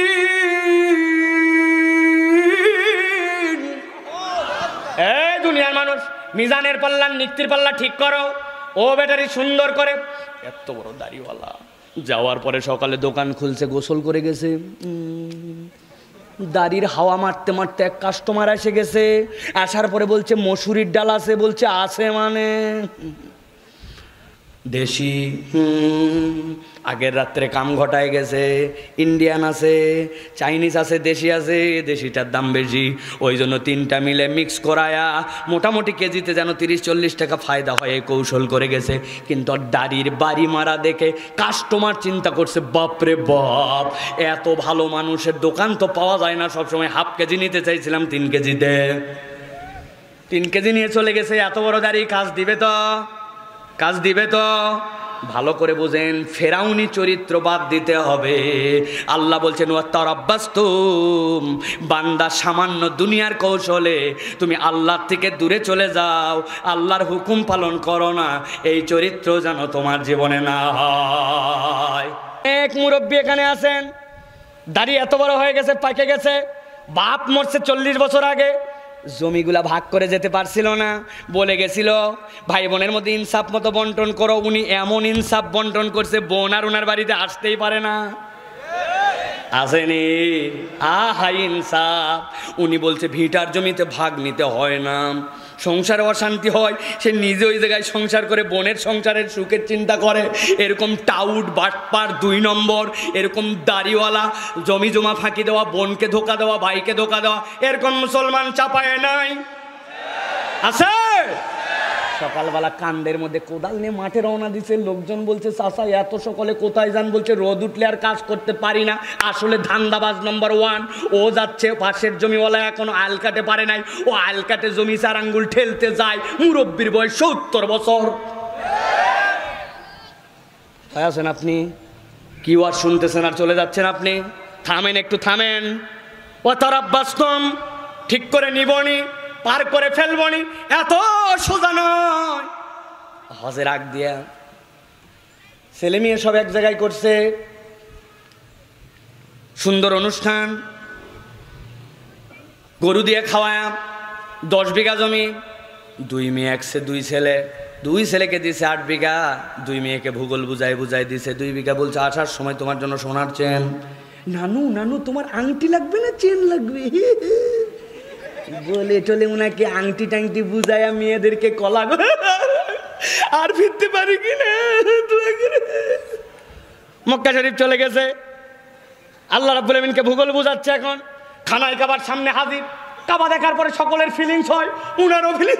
আল্লাহ, লোকজন চিন্তা করছে এত কান্দে কেন, দোয়ায় শরীক হই, হাত দিয়ে বলছে আল্লাহ আসার আগে তো আমি একটু সিস্টেম করছিলাম, তুমি সবই মাফ করো, আমার এই ভুল মাফ করে দাও। আমার আল্লাহ তো ফেরেশতা নামাবে না, যদি নামানোর সুযোগ আল্লাহ রাখতো তাইলে আল্লাহ রাব্বুল আমিন ওই হাজির গালে ঠাড়ায় 1 থাপ্পড় দিয়ে খানায় কাবার চত্বরে ছেঁচড়ায় দিত। বেকুব, তুই কানতে কানতে খানায় কাবার চত্বরে যদি বন্যা মেনে ফেলিস, বান্দার হক নষ্ট করার গুনাহ আল্লাহ রাব্বুল আলামিন মাফ করে না। ঠিক না? আপনি বিরাট বড় সুফি সাহেব, বিরাট বড় দরবার সাহেব, উন্নয়নের জয়গান গান, কিন্তু মানুষের ঘরে ঘরে কান্না ঢুকায় দিছেন। মিথ্যা মামলা, অন্যায়, দুর্নীতি, কষ্ট, এইগুলা দিয়ে মানুষকে কষ্ট দিছেন। এই মানুষের কষ্ট মাপ না করলে রাস্তা সোনা দিয়ে মুড়াই দিলেও জান্নাত দেখতে পাবেন না। ভালো করে বুঝে নেন, আমার কথা হলে আমাকে ধরবেন, কোরআনের কথা। ওয়াতারাব্বাসতুম, আল্লাহর দিকে আসতে দেরি করছিলে কেন? কাহিনী মারাও। আজকে আলো নাই, বলবো, বিরক্ত হচ্ছেন না তো? আল্লাহ রাব্বুল আমিন বলছেন এবার ওই ইমানদারদেরকে যখন বলবে তারা, ইউনাদুনাহুম আলাম নাকুম মাকুম, আমরা তোমরা কি একসাথেই ছিলাম না? ক্বালু বালা, চিনি চিনি তোমাদেরকে, তাহলে আলো দাও না কেন?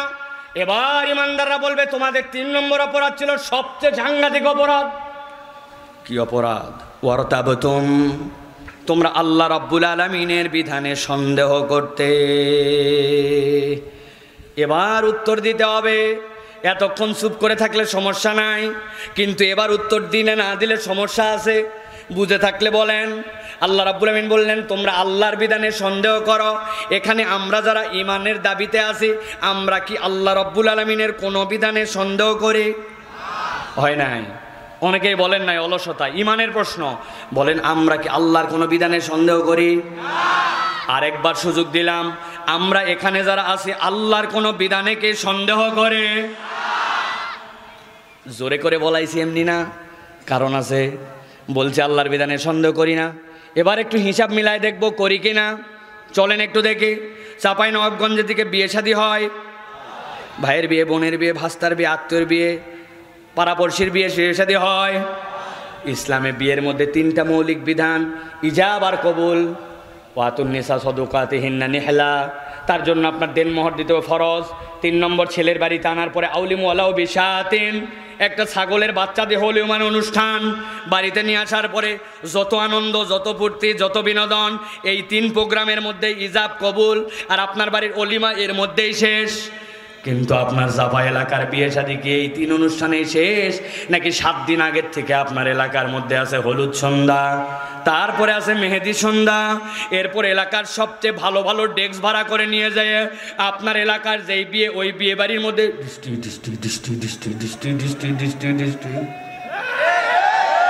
আছে। যেই বাড়িতে ডিস্ট্রি চলতেছে ওই বাড়ির মুরব্বী মসজিদে আসে নামাজ পড়তে, একজন ধরে বলছে আই চাচা কি লাগাইছেন আপনি? আপনার গানের ঠেলা এলাকায় অস্থির, এত গান বাজনা মুসলমানের বাড়িতে হয় না কে? মুরব্বী বলছে থামো বাবা, মানুষের জীবনে একবারই বিয়ে হয়, আরে একদিন মাত্র বাকি, তোর ঘরে তো ছোট ছোট মেয়ে আছে, বিয়ে হবে, রাগ করিস না, নামাজ পড়ে চল, কালকের থেকে এমনি বন্ধ হয়ে যাবে। ভালো করে বুঝে থাকলে বলেন, এই কথাগুলি যে বলল শুনতে সাধারণ, কিন্তু ওনার কথার দ্বারা প্রমাণ হয় ইসলামের মধ্যে আল্লাহ যে বিধিবিধান, আল্লাহ যে নিয়ম কানুন দিয়েছেন, ইজাব কবুল অলিমা দেনমোহর, এইটাতে ওনার অন্তরে তৃপ্তি হয় না। অন ইসলামিক কোনো প্রোগ্রাম ইসলামের মধ্যে ঢুকাতে হয় মৌনভাবে এটাকে সমর্থন করে। এইটা যদি কেউ সমর্থন করে তাহলে সে ইসলামে পূর্ণ বিশ্বাসী নয়, আল্লাহর বিধানে সে সন্দেহ করে। আছে কি না? একটু আগে যে বললেন আল্লাহর বিধানে সন্দেহ করি না, তাহলে এই পার্টির লোক কেমন করে কিয়ামতের দিনে যাওয়ার পরে বাঁচবে? ওর দাড়ি থাকবে, টুপি থাকবে, আদব আখলাক থাকবে, হজ থাকবে, কিন্তু মুনাফেক হয়ে গেছে। সিদ্ধান্ত নেন, সিদ্ধান্ত নেন, পরিবর্তন হওয়ার সিদ্ধান্ত নেন। আবেগ দিয়ে ইসলাম চলে না, বিবেক দিয়ে চলে, ঠিক না?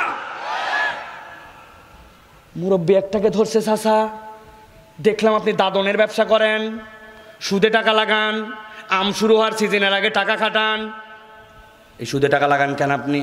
এত বড় দাড়ি, মসজিদে যায়, বলছে কথা রাখো, this is modern world, import export, bank, বিমা, সব জায়গায় সুদ লাগে, কি ফতুয়া নিয়ে আইছো তুমি?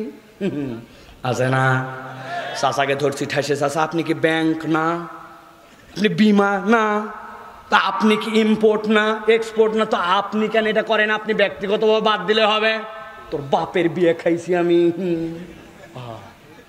উনি আমার বাপের বিয়ে খাই আমাকে ডাবায় দিল। আসরের নামাজের পর একজন গেছে, যায় বলছে চাচা 1,000 টাকা হবে, বলছে হাতে টাকা নাই।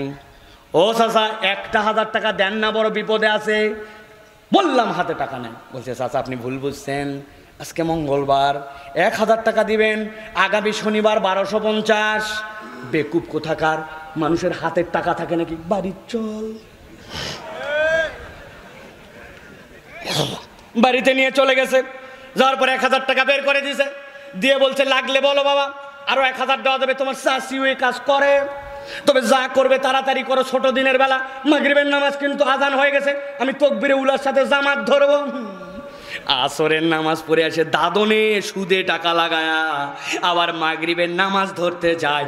এরকম মোনাফেক মার্কার দাড়ি টুপিওয়ালা কতগুলা মুসলমান আছে কি না? কথা বললেন, আছে কি নয়? আমার আল্লাহ বলছেন ওয়ার তাবতুম, বান্দা তুমি মাথা খাটাও, তুমি উপরে উপরে বলো আল্লাহর বিধানে সন্দেহ করো না, কিন্তু তোমার কাজে প্রমাণ হয়ে যায় তুমি সন্দেহ করো। আল্লাহ এই জন্য বলছেন কিয়ামতের দিনে কিন্তু কপালে আলো জুটবে না। এটা মজা দেওয়ার ওয়াজ নয়, রোগ থাকলে ও রোগ সারানোর নিয়ত করে যাওয়া লাগবে, ঠিক না? এই পর্যন্ত যা বললাম এলে ব্যক্তিগত। আর একটা কঠিন কথা আছে, এটা বললে ঝামেলা হবে, এই জন্য বললাম না। আপনার কি ঝামেলায় ফেলতে চান নাকি আমাকে? তো আন্দাজি বলতেছেন, ঝামেলা হবে, এটা বলা যাবে না। বলবো? ভালো করে বুঝেন তাহলে, যেহেতু আপনারা বলছেন ভালো করে বোঝেন। আমাদের বাংলাদেশে এক শ্রেণীর মুসলমান এখন মজবুত মুসলমান, ওনাদের নামাজের ইসলাম ভাল লাগে, রোজার ইসলাম ভাল লাগে, উমরার ইসলাম ভাল লাগে, কিছু জাকাতের ইসলামও ভাল লাগে। কিন্তু ওনাকে যদি বলা হয় বাবা, যদি কেউ দেশের টাকা বিদেশে পাচার করে দেয়, রাস্তায় যেই জায়গায় দেওয়ার কথা ছিল 1 নম্বর পাথর, ওই জায়গায় দিয়েছে 2 নম্বর খোয়া, যেই জায়গায় দেওয়ার কথা ছিল বিটুমিন, ওই জায়গায় মারছে কেরোসিন, যেই জায়গায় দেওয়ার কথা ছিল মোটা মোটা রড, ওই জায়গায় দিয়েছে মোটা মোটা বাঁশ। আর যদি ধরা পড়ে যায় তাহলে এইটার বিচার আল্লাহর কোরআনের নিয়ম অনুযায়ী আছে কি নাই? কেউ যদি জেনা করে, ব্যভিচার করে, তার বিচার কোরআন অনুযায়ী আছে কি নাই? দেশের টাকা পাচার করে বিদেশে যদি কেউ বেগম পাড়ায় বাড়ি বানায় আর ধরা পড়ে, তাহলে সে যত বড়ই যাই হোক, তার বিচার আল্লাহর আইনে আছে কি নাই? এই কথা যদি বলা হয়নি বলবে আরে সাইফুল্লাহ ভাই তো মনে করছিলাম কোনো দলীয় বক্তা নয়, অনেক হিসাব করে নিয়ে আসলাম, কিন্তু ইনিও দেখি দলীয় কথা বলে। আছে না? আমার কোনো দল নাই, আমি দলীয় বক্তাও নয়, আমি আল্লাহর আইন আল্লাহর বিধানের পক্ষে কথা বলি। অতএব আপনাকে এইটা সুবিবেচনায় মেনে নিতে হবে। এই কথা বলার কারণ কে? এই কথা না মানলে সমস্যা কোথায়? আল্লাহর বিধান কবে কায়েম হবে, আল্লাহর বিধান কবে বাস্তবায়ন হবে সেটা আমরা জানি না, কিন্তু আপনাকে ঈমান রাখতে হবে। নামাজের ইসলাম যেরকম, রোজার ইসলাম যেরকম, হজের ইসলাম যেরকম, আল্লাহর আইন আদালত, আল্লাহ রাব্বুল আলামিনের দেওয়া বিধিবিধান, দেশ চালানোর নীতিমালা, ওইগুলোও সর্বশ্রেষ্ঠ। এইগুলোর একটা মানবেন আর একটা মানবেন না, আপনার ঈমান কখনো পূর্ণ হতে পারে না, যেই হন না কেন আপনি। বাঁচার একটা উপায় আছে, বলে দিব 20 টাকা করে দেওয়া লাগবে। কাক দিবেন? ভালো করে বুঝেন। আমরা কালেমা পড়ি কিভাবে? আমানতু বিল্লাহি ওয়া মালাইকাতিহি ওয়া কুতুবিহি পড়ি না আমরা? মানে কি? আল্লাহ আপনার প্রতি মান আনলাম, ফেরেশতার প্রতি মান আনলাম, কিতাবের ভিতরে যা কিছু আছে তার প্রতি মান আনলাম, ঠিক কি না? আজকের থেকে আমরা আল্লাহর কাছে দুনিয়ার থেকেই প্রস্তুতি নিয়ে যাব। আমরা বলে যাব আমানতু বিল্লাহি ওয়া মালাইকাতিহি ওয়া কিছু কিছু কুতুবিহি, অথবা বলবো আমানতু বিল্লাহি ওয়া মালাইকাতি ও যদ্দুর বুঝি তদ্দুর কুতুবিহি। ফেরেশতা যদি ধরে কি ব্যাপার, এগুলো মাননি কেন? আগেই বলে আইছিলাম আমি, যদ্দুর বুঝি তদ্দুর কুতুবিহি। বাটাম একটাও মাটিতে পড়বে না, পিঠ সবগুলা তেলতলা বানায় দিবে। অথবা আজকের থেকে সিদ্ধান্ত নেন, ওয়ারতাবতুম, আপনার মাথায় ধরুক না ধরুক, আপনার বুদ্ধিতে কাজ করুক না করুক, আমার আল্লাহর বিধানে কোনো সন্দেহ নাই, এটার নাম হচ্ছে ঈমান, ঠিক না? এইটা গেল 3 নম্বর কারণ। এবার চলেন আমরা 4 নম্বর শেষ কারণের দিকে যাই। আল্লাহ রাব্বুল আমিন বলছেন, এবার ইমানদাররা বলতে শুরু করবে, ও মুনাফিকের দল, তোমাদের 4 নম্বর অপরাধ কি জানো নাকি? ওয়া গররাতকুমুল আমানিউ হাত্তা জা আমরুল্লাহি ওয়া গররাকুম বিল্লাহিল গরুর। আমার আল্লাহ বলছেন, এবার ইমানদাররা বলবে, ও মুনাফিকের দল, তোমাদের 4 নম্বর অপরাধ, যেই অপরাধের কারণে আজকে তোমরা আলো পাও না, সেটি হচ্ছে এমন একজন প্রতারক শয়তান তোমাদের খপ্পরের মধ্যে ফেলে দিয়েছিল, যেই প্রতারক শয়তানের খপ্পরে পড়ে আল্লাহর বিধানের সামনে তোমার চোখটা মরিচিকার মতো হয়ে গিয়েছিল। আল্লাহর বিধানে কোনো সমস্যা ছিল না, কিন্তু তোমার অন্তরের কারণে, শয়তানের ধোকার কারণে, আল্লাহর থেকে বিমুখতার কারণে শয়তান তোমাকে এমন ধোকায় ফেলছিল যে তুমি আল্লাহর বিধান পালনের ক্ষেত্রে অজুহাত খুঁজতে, এখনো বয়স হয় নাই, কেমনে এখন পারবো, এই সমাজে কেমনে সম্ভব, আমার দ্বারা কি এটা বাস্তবতায় সম্ভব কিনা, নানান অজুহাত দিয়া শয়তান তোমার ধোকায় ফেলেছিল। আস্তে করে তোমার মৃত্যু সামনে চলে আসছে, কিন্তু আল্লাহর কাছে আর ফেরত আসতে পারো না। এইভাবে আজকের দিনে আসার পরে, ইমানদার পরিবারে জন্মগ্রহণ করার পরেও আল্লাহর দরবারে তোমাদের আলো নাই। এরকম মুসলমান আমাদের সমাজে আছে কি নাই? আর আছে বলবেন না, বলেন আমরা। ছোট্ট একটা উদাহরণ দেব, উদাহরণ দিয়ে কথা শেষ করব, ভালো করে খেয়াল করেন। ছোটবেলায় আমার আব্বার সাথে আমি ঈদগাহে গেছি, আপনাদের এলাকায় আছে কিনা? বেলুনওয়ালা আছে, বাঁশিওয়ালা, ঘূর্ণিওয়ালা আছে ভাই। বাঁশের মাথার মধ্যে এরকম করে খড় ঢুকায়, ওর মধ্যে ঘূর্ণি দিছে, ওর মধ্যে বেলুন। বাচ্চা কাচ্চার জন্য বিভিন্ন ধরনের আইটেম বিক্রি করে। বেলুনওয়ালা দেখছি খুব চালাক, সারাদিন যদি বেলুন দিয়ে ডাকা লাগে মানুষের তো বহুত মুসিবত। ও বেলুনের মধ্যে থেকে একটা বাঁশি উল্টা দিকে লাগাইছে, লাগায় বেলুন সামনে দিকে দিয়ে সামনে দিয়ে ফু দিছে, এত বড় হয়েছে বেলুন। হওয়ার পরে হাতের মাথায় ধরছে, ধরার পরে যেই নাই পাইপের মুখ ছাড়িয়ে দেয়, সাথে সাথে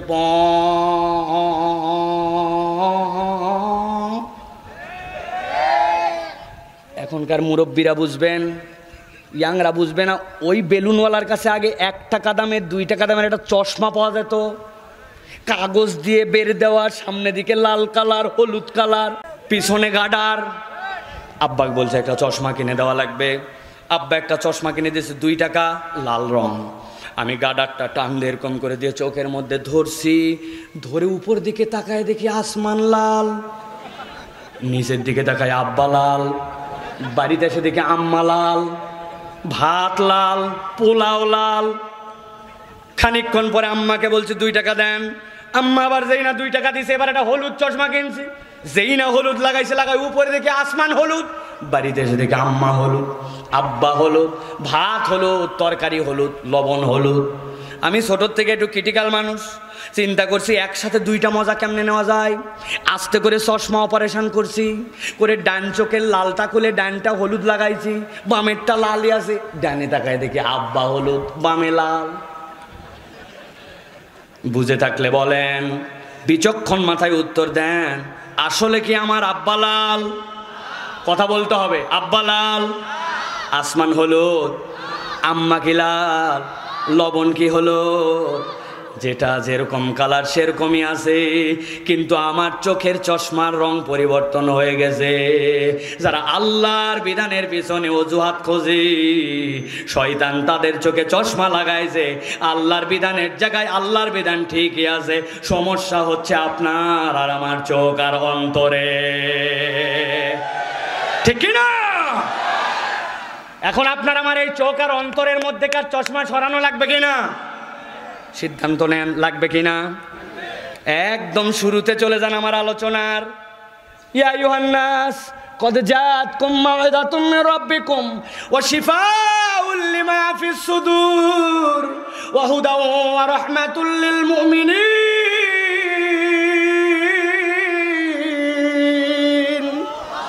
আমার আল্লাহ বলছেন, যদি ওই অন্তরের চশমা সরাতে চাও, মুনাফিকের দপ্তরতে বের হতে চাও, আমি আল্লাহ তোমার জন্য কোরআন দিলাম, এটা তোমার জন্য প্রেসক্রিপশন। যার যতটুক লাগবে আল্লাহ সেটার গাইডলাইন দেখাবেন, অন্তরকে ঠিক বানায় দিবেন, হুদা হিসাবে আলো দিবেন, রহমত হিসাবে ইমানদারদেরকে জান্নাতে যাওয়ার পথেও দান করে দিবেন। এখন সিদ্ধান্ত নিতে হবে, এই যে 2 ঘন্টা কাটায় কাটায়, 1 মিনিট কম, 2 ঘন্টা কাটায় কাটায় যে কথা শুনলাম, এই কথার সিদ্ধান্তে আপনি আপনার জীবন পরিবর্তন করতে রাজি আছেন কিনা? রাজি আছেন? হাত তুলে আল্লাহকে দেখান। কার্পণ্য করেন না, অলসতা করেন না, হাত তোলেন, শক্ত করে তোলেন, শক্ত করে তোলেন। রাজি আছেন আপনারা? তাহলে বলেন, আমরা কোরআনের পক্ষে না বিপক্ষে? আল্লাহর পক্ষে না বিপক্ষে? রসুলের পক্ষে না বিপক্ষে? আমরা কি মিথ্যাবাদী হব না সত্যবাদী হব? মুখ দিয়ে গালিগালাজ দিব না ছাড়বো? বাপ মায়ের কথা শুনবো না শুনবো না? নামাজ পড়বো না পড়বো না? রাজি তো? রাজি তো? বান্দার হক নষ্ট করব, বিড়ি খাবো, বিড়ি খাবো, বিড়ি করে সাথে ঘুরবো, শপথ নেন। রাজি আছেন সবাই? শক্ত করে বলেন আল্লাহু আকবার। হয় না, আর একটু জোরে বলেন আল্লাহু আকবার। আল্লাহ আমাদেরকে কবুল করুক, বলেন আল্লাহুম্মা আমিন।